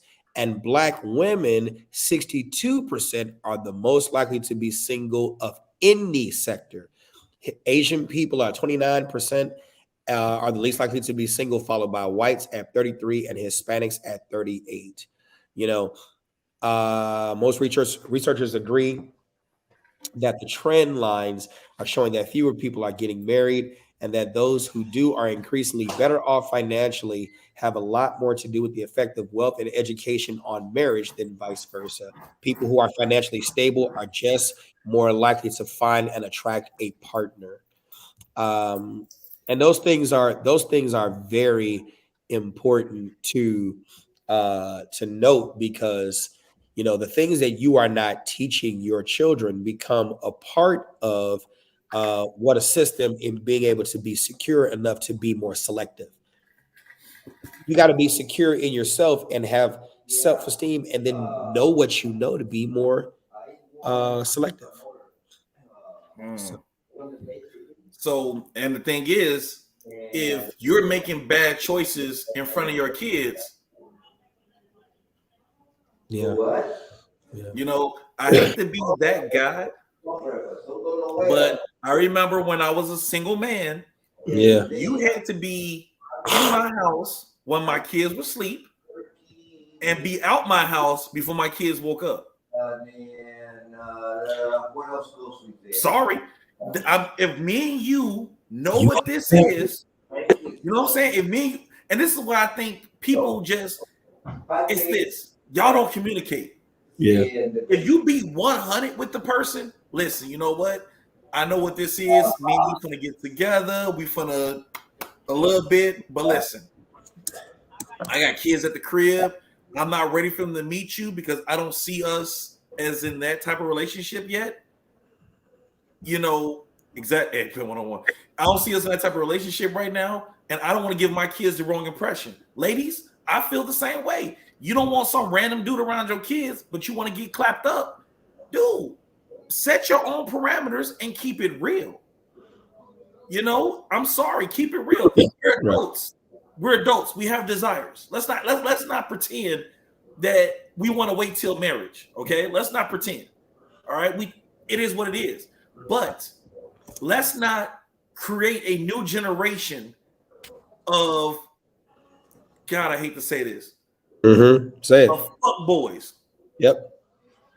Don't create a new generation of fuck boys and thoughts. Okay, we can stop that. Literally, we can stop that. There's things about generational curses that, in my opinion, does exist. But the reason why it's a generational curse is because you won't teach them to do better. You want the prime example of this? Making your kid get a job. That's a generational curse. Teaching your kid to go get a job versus pursuing their passion, which can make them more money and more happiness. I would rather live a life of doing what I enjoy doing, and it's short, than a long life of dealing with someone's bullshit and making someone else rich any day of the week. But that's a generational curse. We as Black people teach our kids about working at Wendy's and Burger King and all these other places to go ahead and make some money. I got mad at my kid this summer because he decided he wanted to work, and I was waiting for him to understand, dude, you have a passion for music. Why this summer did you not go intern to go teach music? And he says, Dad, I ain't think about that. You didn't. I don't influence my kids to go get jobs. I don't believe in it. Man, you triggering something because you know I'm about to talk about that. Keep going because we can go with it. Hey, I definitely got a story about that. You know, but the thing is that I try to break generational curses in my own bloodline as I do in everybody's bloodline. You know what I'm saying? You don't have to work and be miserable and teach your kids that. If that's the case, you work and be miserable, but show your kids they can do better than you. Because my son, yeah. You know, like oh my God. It's a song, and I hate quoting rap music, but there's a song made by The Game called Like Father, Like Son. Yeah. The chorus is done by Busta Rhymes. And one of the things he says that I can only hope that you turn out better than me. That's why I love you, like father, like son. Yeah. That's what you should be doing. Inspire your kids to be better than you. When I train a student, I train you to be better than me. Yeah, what type of idiot does that shit? Because I'm telling you, man, my son is going through this now. So those of you all who've been following, my son been making A's since pre-K, and he ended up getting a job at a place. I will not say what that place is, but he's pretty much pushing carts. Now, I would have never had him get that job. Not that I don't want him to work, but he's not only in high school, he's also in show choir. He loves performing arts, and he's in AP classes. Oh. And those of you all who have been following me, I'm going to be frank about it. His mom and I, those of you all who know, you know the history of why before we were co-parenting, we were tight, we were great. Now it's non-existent. It's dead. And you all know why. That's a whole nother story. That being said, when you don't deal with your issues and you don't understand that you causing his father no longer to be there puts more of a strain on you. And the man that you have there now isn't for the kids. He's just there to fuck you. The kids are the ones who suffer when none of us do what we're supposed to do.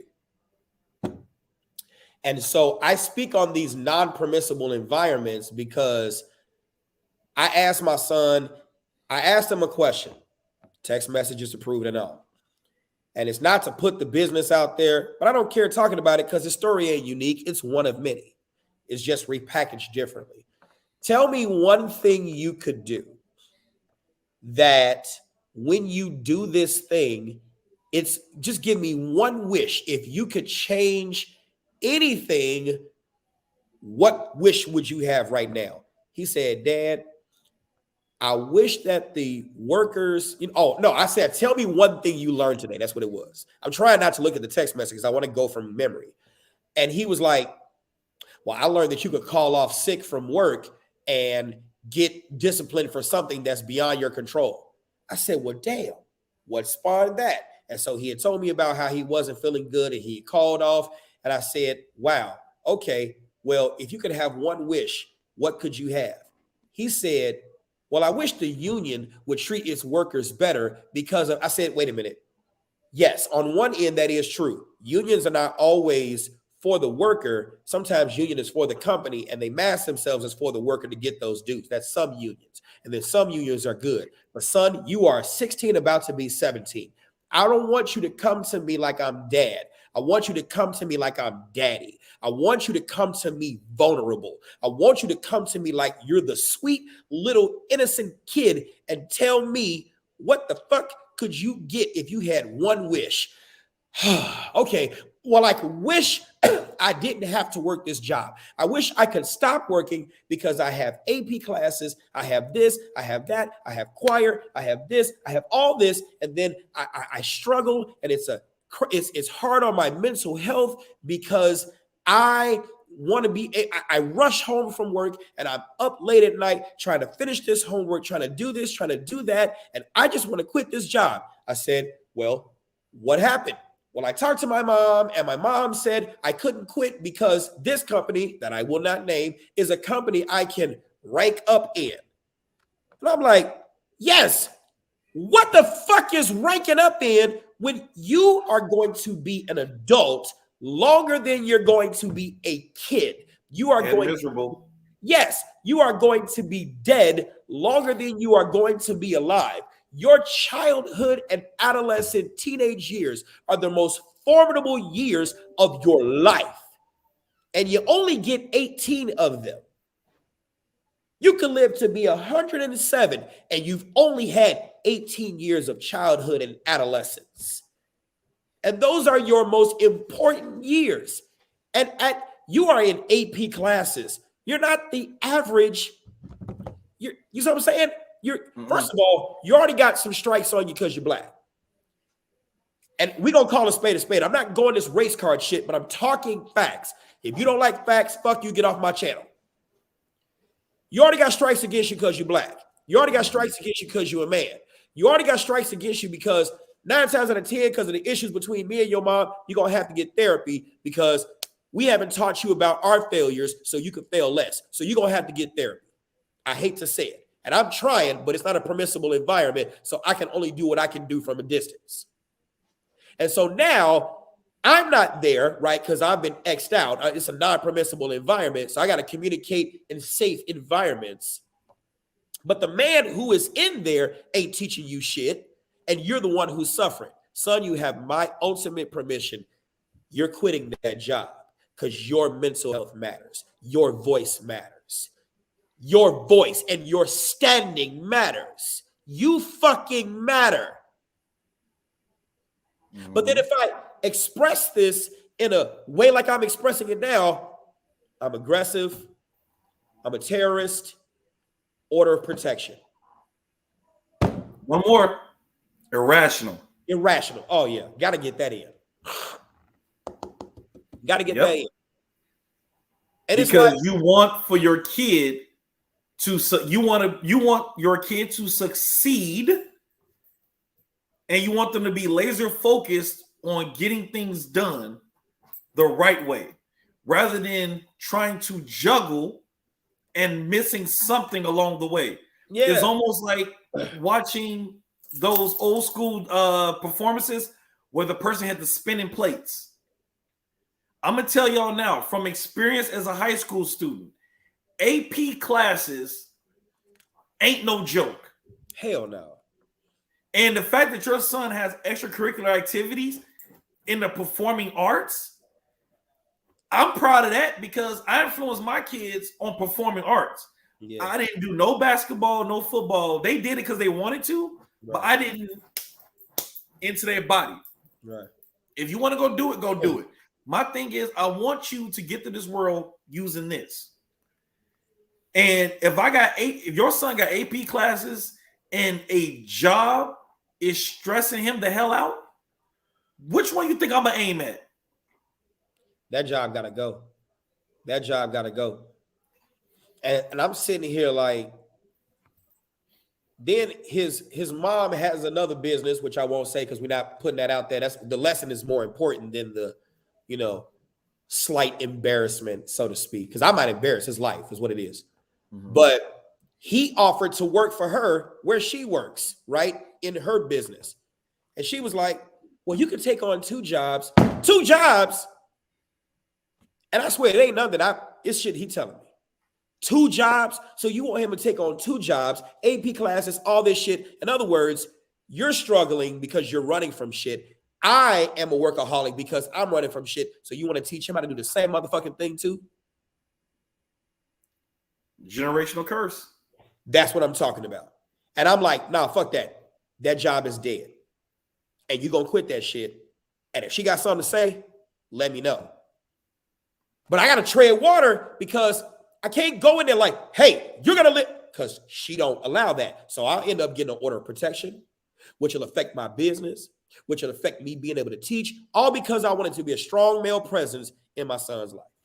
Not a perfect presence, strong male But presence. a presence. But a presence nonetheless. Because if you want to be a deadbeat, oh, trust and believe, you got some deadbeats out there who've avoided responsibility, who've avoided child support, who's avoided many things to help a child out. But you will look at the person who wants to do right and get rid of them.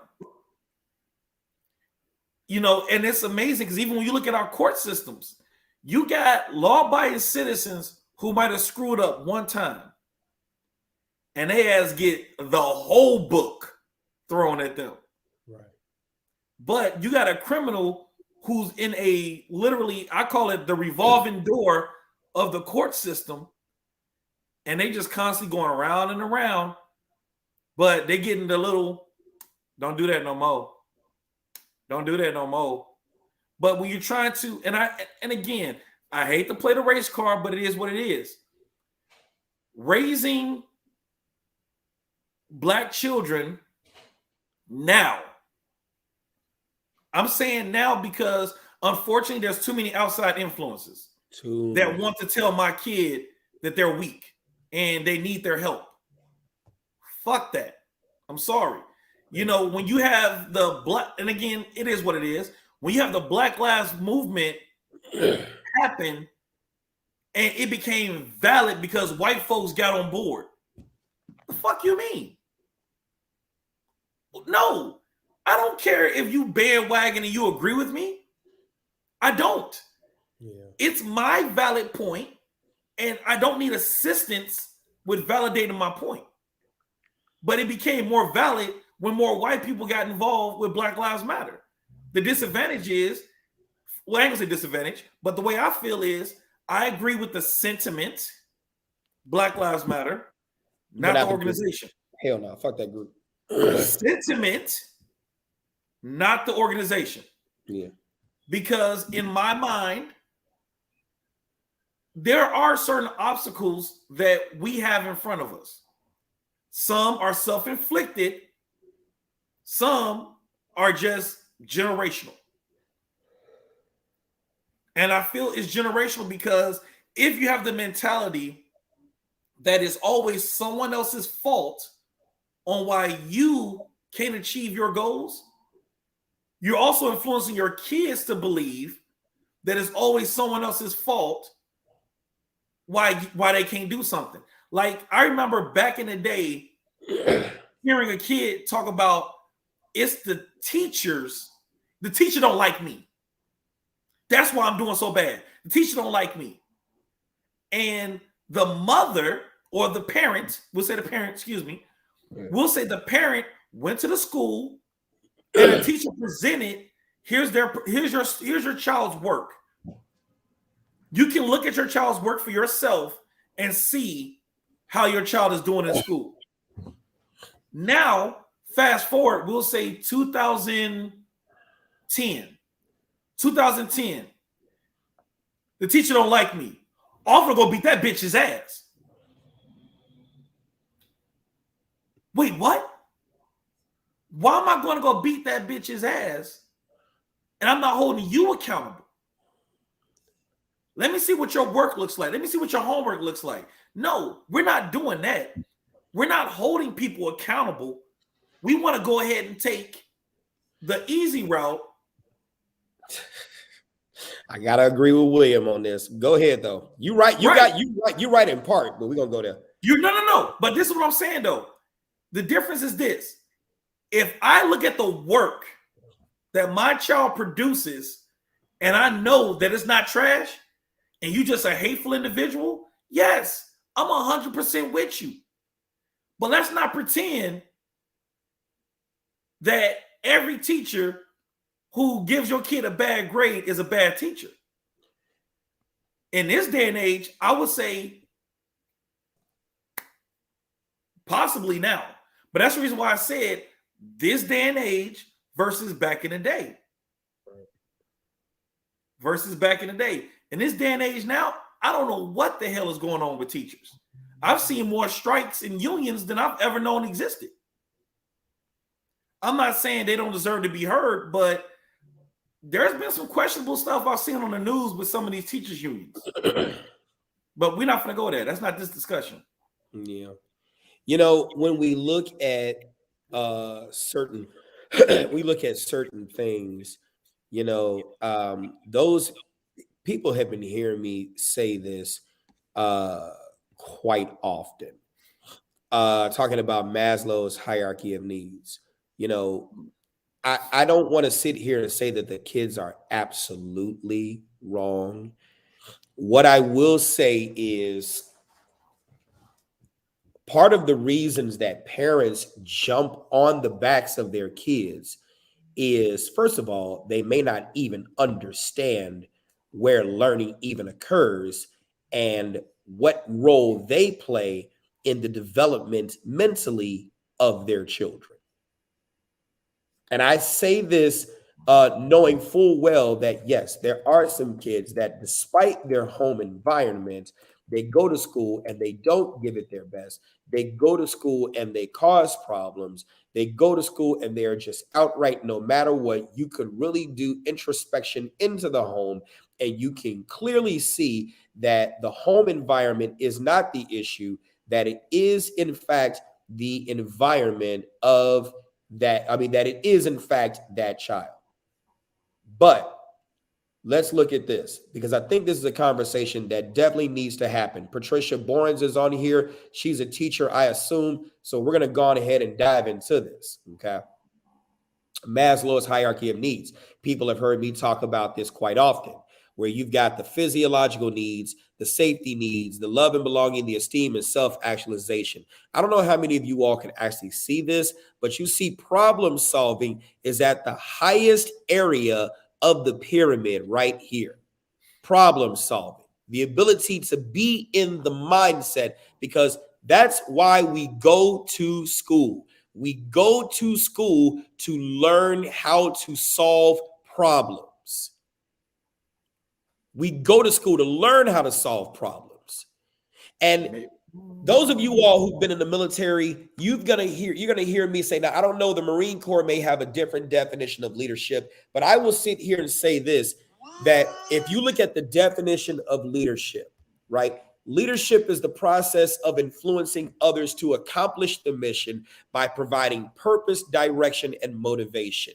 Education is the process of teaching others how to accomplish a mission or a task using one or more of three learning styles: kinetic, audio, and visual, by providing them the purpose in doing it and the direction using one or more of those three styles, and motivating them to learn. But in order to be able to teach them, right, we have to look at how and what stage they are able to learn at. If we don't look at the physiological needs, the breathing, food, water, sleeping, homeostasis, excretion, it's hard to learn when your body is going through, right? On top of that, we look at security needs, your security of your body, security of your employment, right? Or even your parents' employment, the resources that you have to learn, the morality, the family. Your first insecurities come from your family, your health, your property. Go on top of that, love and belonging, right? When you teach your children about what it is to be existent in this life, given the cards that you have on the table at play, when you're teaching them, you show them they belong to you. You show them that you have a vested interest in their success. You teach them what they need to know. When you had your child, What did you have to teach? Did you assess yourself and see what you had to teach? Teachers don't just have degrees, they also have assessments where they are being assessed to see if they have the skills to teach and the ability to teach, not just the knowledge of the thing that is existent, not just knowing that 2 + 2 is 4, but that I can get you to understand that 2 + 2 is 4 and 4 - 2 is 2. So if you reverse it, right, and you are able to show your work, I'm able to show that I know how to teach, to show that I can show 2 fingers plus 2 fingers is 4. 2 times 2 is 4. What's the difference? To be able to actually teach them, right? Then self-esteem, the confidence, the achievement. You get teachers, and not even just teachers, but you get the education system that chastises children when they fail and puts them in special programming and get them IEPs and all other kinds of coddling things and just treat them like shit when they fail, when they come from the incubators of failure. Within one school year, a child spends 900 hours with that teacher at school, but 7,800 hours at home. They are failing at home in life school because the parents are horrible teachers, and the parents expect the teachers at school to produce magic in only 900 hours. And you're absolutely right. Because even I know when I was teaching martial arts, I hated this statement, and I still hate it to this day. My kid acts so amazing. I love when my kid comes to your class because the discipline he has in your class and, him doing this and him doing that is amazing. I wish he was like that at home. What you mean? Right. What you mean? You wish you like, so you expect me within my 1 hour of me being with your kid to make your kid better at home when you have more time with your kid than I do per week. Right. And hold up.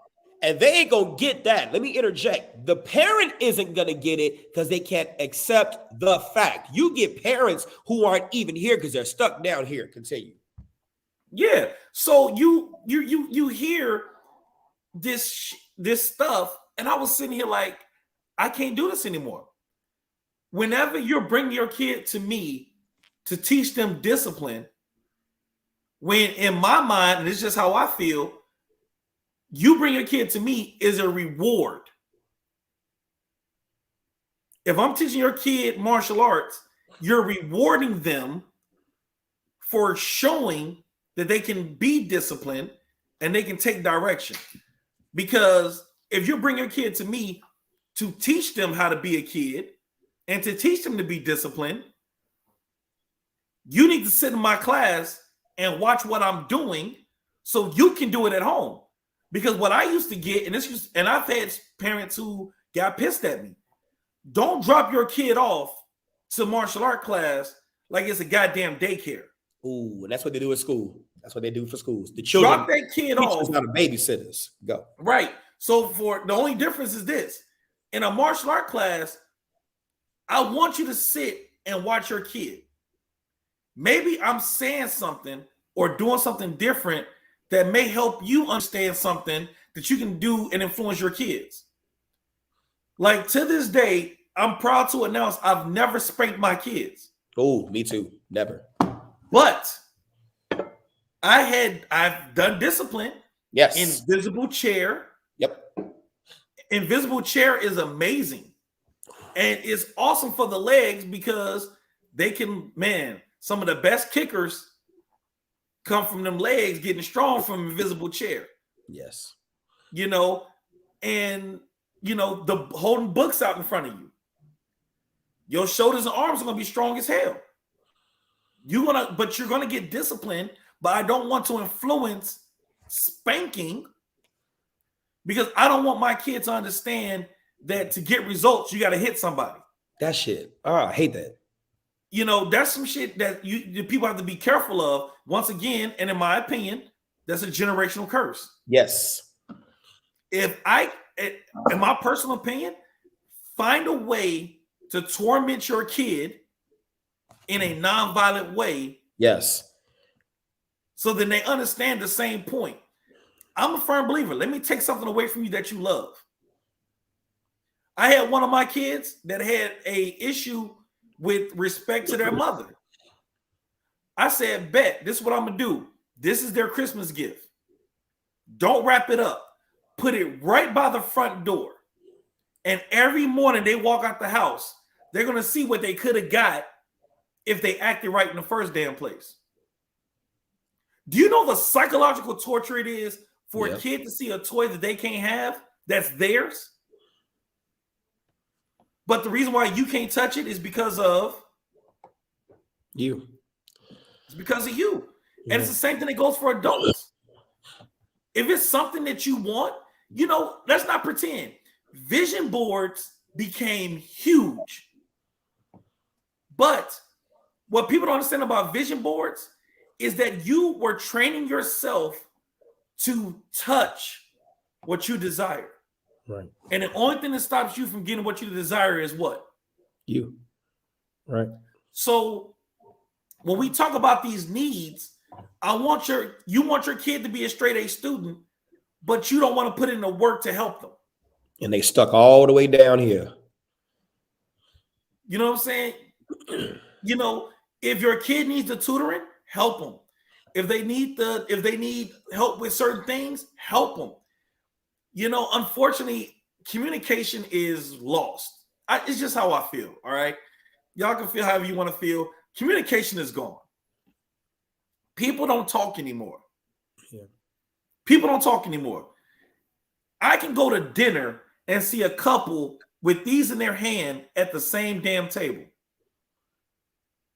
Now, I'm supposed to imagine that you and your significant other at a dinner table is doing this, and I'm supposed to expect that you're home, you're communicating with your child? Right. Y'all don't talk to each other. So how am I supposed to believe you teaching your child communication skills like, hey, mom, I'm really having a hard time in this class. Hey, dad, I really could use your help in this class. You know, I feel that if communication lines were more open, we might have, let me phrase that. If communication lines were more open and actions or how can I put it? Task. If communication was more open and task were actually actionable items, not just talk, we can see a big difference in our schools. Actionable actions. But I'm gonna tell you this, and then we'll probably land it here. I don't think the communication is the issue. Okay. I think what the issue is that the minute a child begins to tell their parent, and in our community, their mother, and in some cases the father too, the minute that the child expresses their truth and the parent blows up on them, they shut down communication. Because I'm supposed to come to you and tell you everything. And if I can't come to you and tell you everything, and I'm supposed to fail because I've never been here, and you don't have the skills commensurate with the penis, the skills commensurate with the vagina, the skills commensurate with I'm the adult, I know all, and you don't have the skills commensurate with the job that you signed up to, work. Mm-hmm. And the minute that child challenges you and tests you, children are to be seen and not heard. Who the fuck do you think you are? I've been around this motherfucker for a long time. You ain't shit. You don't know anything. You shut the fuck up when an adult is talking. You understand me? Backhand your ass. Shut up. So now the communication is gone. And they communicate in other ways. So that's still a communication problem, though, no? Because the parent did not know how to communicate properly to their child that was in need. I'll give you that. It's still a communication problem. Right. I can talk to you and say, Mike, you ain't shit. I'd be like, all right, you're probably right. Tell me why. But what you just say though? Tell me why. You're right. You're probably right. But tell me why. And they can't follow up. They can't follow up. Now I'm telling the kid who's telling me how they really feel. Now, and don't get me wrong, we have kids who make the excuses. Come on, we got them. But you gotta stick through the shit. But you know, you gotta move that shit around. Yeah. Try to get to the deeper layer of what the hell is going on. You know, and I think literally, and that's why I say for me, I think communication is fucking gone, dude. Yeah. Communication is gone. Especially like you just said. I'm the adult, you're the kid. You just do what the hell I say. Now, is there moments where that's an acceptable answer? Yeah. Yes. Yeah. Yes. Hell yeah. Yeah. If your kid is throwing a tantrum because they really want to do something and you took that away from them and they want to act out. Oh, hell no. Fuck you. You a kid. Right. We get in that ass. Do what I told you to do. Shut the fuck up. Let it ride. But let's be real. If you look at, and again, I hate to touch the subject, look at active shooters in schools. I'm communicating to my principal that I'm being bullied. Yeah. I'm communicating to my teacher that I'm being bullied. They supposed to communicate to that parent that their child is a fucking bully. And nothing gets done. That's the reason why I said communication and tasks being actionable, not just talked about. Because you wouldn't have had that shooting in Texas of the young man defending himself. And I hate to say it, with all the stuff that I've researched when it comes to active shooters, whether it be an adult or whether it be a kid, there's one thing that's always in common: a sense of hopelessness. Yep. A sense of hopelessness. When you feel that you're not being heard and ain't shit being done, people tend to lash out. Yep. I've done this. Why is it not working? And then here it is. Why is it not working? So when I talk about communication and actionable items, I tell you the same thing I tell any adult, I tell any kid. Talking means nothing to me without actions. I'm going to do better. I hear you saying you're going to do better. That's great. Because I heard it. Right. Show me. You know, write out your plan to show me how you're going to do better. And when the parents do better. And when the parents do better. You know, like, for example, have that. And again, I'm not going to tell you how to parent your kid, but have the conversation. What are some things that I can do to improve myself as a parent to assist you? Ooh, don't tell them to have that conversation, because God forbid. That makes too much sense. Oh no, me as a parent, wrong? How sway? Yeah. So I feel like have that. Hell, I feel like this. Have the conversation with your significant other. Ooh, fuck him. He ain't shit. I don't give no fuck about that. It's just me and mine, my kids. Oh. Exactly. So the thing is this: when I say communication is dead, do you know how much shit can be resolved with a conversation? And if the conversation get heated, let's play this game.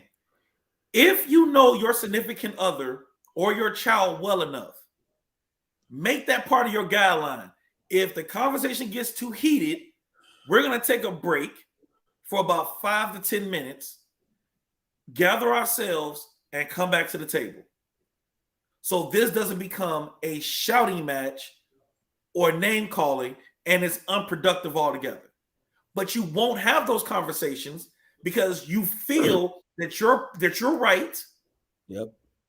You feel that you're right, and you feel that what you're saying has merit. But I can't explain what I feel to myself when I'm trying to explain it to you. Right. And if you're not there for us to have the conversation, then I'm talking to myself. Yep. So I need that engagement to realize that we are feeling each other. When we teach de-escalation classes, yes, I teach realistic de-escalation classes. One of the things we talk about is being an active listener. How to be sympathetic when sometimes empathy is the wrong path. You know, it is really a problem when this dictates our conversations. Right. You know how many times I've heard people tell me in a text message that they can see the attitude in people's words? It's a text. But my thing is this: what causes your thought process to interpret letters on a screen as attitude or not attitude? Yeah. Because in your mind, you're reading it in that person's voice because you know that person's mentality. Right. You know how this person is reacting. But guess what? Key and Peele, love that show. Mm-hmm. They did a perfect example of this where I think whatever the one the bald one is, I think Key is the bald one. He was trying to message him about going out. Yeah. Right. He was trying to message him about going out to get drinks. He says, hey, didn't hear from you today. What's going on? You still want to go out tonight? Yeah, sure. I'm down for it's whatever. It's whatever. What you mean it's whatever? You said you want to go out. You want to go out or not? Yeah, bro, I'm cool with that. We can go out. No problem. Oh, no problem? What you mean no problem? It goes back and forth where literally the other side makes no harm. Right. So communication, in my opinion, is dead. Right. I used to be a speed reader. You know what changed me being a speed reader? Social media. Right. Because when you try to read someone what they're trying to say, and they're using hashtags and shortened words, TTYL, BRB, I'm trying to read and understand. I didn't understand laughing but serious. LBS, yeah. Because I had someone I had my niece. She was like, all right, uncle, I love you, LBS. And I'm like, you love me pounds? Thank you. I love you a lot too. You know what I'm saying? I love you. I was like, pounds, right? No, I'm thinking pounds as in weight. No, pounds, weight, right. Right. I'm thinking pounds as in weight. Right. I'm like, oh, she loves me a lot. She loves me in pounds. Oh. And when we went to the grocery store one day, and I was like, hey, I appreciate that. I love you a lot too. I love you pounds. Yeah. She was like, what the hell are you talking about? LBS, right? Uncle, that's laughing but serious. Okay, so why is there no dots in between L, B, and S? Yeah. Because if it's an abbreviation, it's dots. So when I tell you communication is gone, communication is gone. Right. And that's just how I feel. Communication is gone. It needs to come back. Right. We need more dinner table talks. We need more families sitting at the table talking about their day. We need more families sitting around, going out and hanging out, maybe going somewhere and having a conversation, going on walks and talking. We need that back. God, we need that back. Right. Turn the fucking TV off and just talk. Turn the PlayStations off and talk. Turn the phones off and talk. Please, if you want to save your household, save the world, turn off the electronics and fucking talk. For real. On my mama. And if you need the ability to snap off and come back, do it. Do it. Hey, listen, 5 or 10 minute timeout. I see this is getting heated. Yeah. Let's come back. Give me a kiss. I love you. Let's come back to this. And then send them a BRB. Be right back. No phone. Stop that shit. Be right back. You know what I'm saying? And you know, the whole don't go to bed angry thing. There is more couples counseling about how to keep your mate than it is how to understand your child.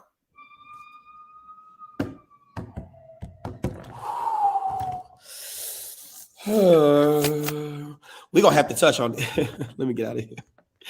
This has been another great impromptu. I don't even want to call it a show. 2 hours, 16 minutes. This is great. Yeah. My bad. Yeah. No. It's all good. Do you all enjoy these comments and these conversations that we have? Sound out in the comment section. I know there's been some people who have popped in and out, and that's why it's gone so long, because, you know, it's been a great conversation, and we definitely want to keep it going. Yeah, she said, yeah, Wakia said yes. So we'll keep it going. If you're watching by YouTube, like, comment, subscribe. Please hit the subscribe button, hit the bell for notifications. We're here every Wednesday. I appreciate it, Kim. Thank you. We're here every Wednesday. Trigger with Instructor Mike and Friends. You got Marquise. You got Marquise with P6 Firearms Training. You got John with Guardian Concepts. Jacob with Viper Defense. You even got Blake. He was funny. I mean, Brian. I called him Blake. He was funny. Brian's hilarious. Yeah, Brian. And I called him Blake still. Yeah, Brian was very hilarious. So I'm going to upload segments of yesterday from that, and I'll chop this up and then upload segments so that you all can go back and watch it, because I know 2 hours is a lot of content. So we'll post that up so you can watch little segments and stuff. But we'll keep this going. I appreciate you, sir, for chiming in. And my pleasure, brother. We got to have more of these conversations and like I said, I'm not against women. He's not against women. None of us are. But if a great percentage of our community is headed by women, then we got to go directly to the conversation. We got to go directly to the teachers. Like, I'm getting ready to go to my daughter's school, and I'm getting ready to talk to one of her teachers she showed me she has a problem with. I'm not talking to anybody else but her teacher, because it's not my job to talk to the adjacent teacher. It's not my job to talk to any of the students unless I need to find some back channel information. My job is to talk to the teacher, whether you are a male or female. So if a great percentage of our households are headed by women, then I'm talking to you women as the teachers. I don't hate you women. I may not like the characteristic, and that's what needs to be addressed. Only insecure people think that the person coming at them hates them personally. That's an insecure thing. Okay, so we're gonna get out of here. And you're talking to the teacher, not cussing them out. Okay, absolutely. That's the thing. All right, Down to Earth. She said she was gonna come for a private gun lesson, Marquise. So you got that. So yes, please hit him up in his training. Stuff like that. MikeBrownsClass.com. You already know where to go. Okay. Yeah. Any final words, Marquise, before we kill this? Yeah. So I'm gonna always end it like this going forward, man. Just talk. Please talk. Y'all have no idea what you're missing because it's lost in translation. Mike kicked off the show talking about that couple, you know, that got into a disagreement. Man, y'all don't understand how much can be missed just because you didn't want to open this up. Man. You know, conversation can be therapeutic. Think about it. Every Wednesday, you listen to us talk for 2 hours. You listen to us talk. I would respect that same energy in your own households. Everybody who wears the title instructor isn't always knowledgeable, but everyone who's knowledgeable isn't always an instructor. Or titled as one. Or titles is one. You know, it really just takes an open mind, open ears, and a closed mouth. Yep. Because sometimes you can't hear if you're talking. All right. Like I said, just quick tip. Y'all want to have these type of conversations with your significant others and your kids? Man, set it up. You know what I'm saying? I hate to say it. Schedule the shit. Schedule it. That way, if it's on paper that you're going to meet and talk, it has to be done. You know, okay, we're going to talk for about 20 minutes. We're going to do this in 2-minute intervals. You talk for 2 minutes, and then I talk for 2 minutes. And we go back and forth until we get into a conversation groove. If it gets, excuse me, a lot of water. If it gets heated, you know, we step away. We take a 5-minute time out, and we come back, and we talk. People, and this is how I feel, people fuck up relationships based on mental expectations. I'm going to say that one more time. People fuck up relationships based on mental expectations. Because your mental expectation wasn't spoken and given life to that person, so they don't understand why you feel the way you feel and what expectation you have because you didn't talk about it. Right. Now, that's not for all relationships. Trust me. It's not. Just trust me, it ain't. But stop arguing here. Stop arguing right here. Think here. Discuss here. Think and discuss. Don't argue. Because most of your arguments is in your head already. Because you're already thinking about your rebuttal. You're already thinking about what you're going to say back. You're already thinking about how you're going to cut to the deepest of the white meat. Because you're not listening. You're waiting to attack. That's all I'm going to say on communication. That's true. All right. We're going to bid you all. What's this? Go get something to eat. Lunchtime. I know I'm about to do that real quick.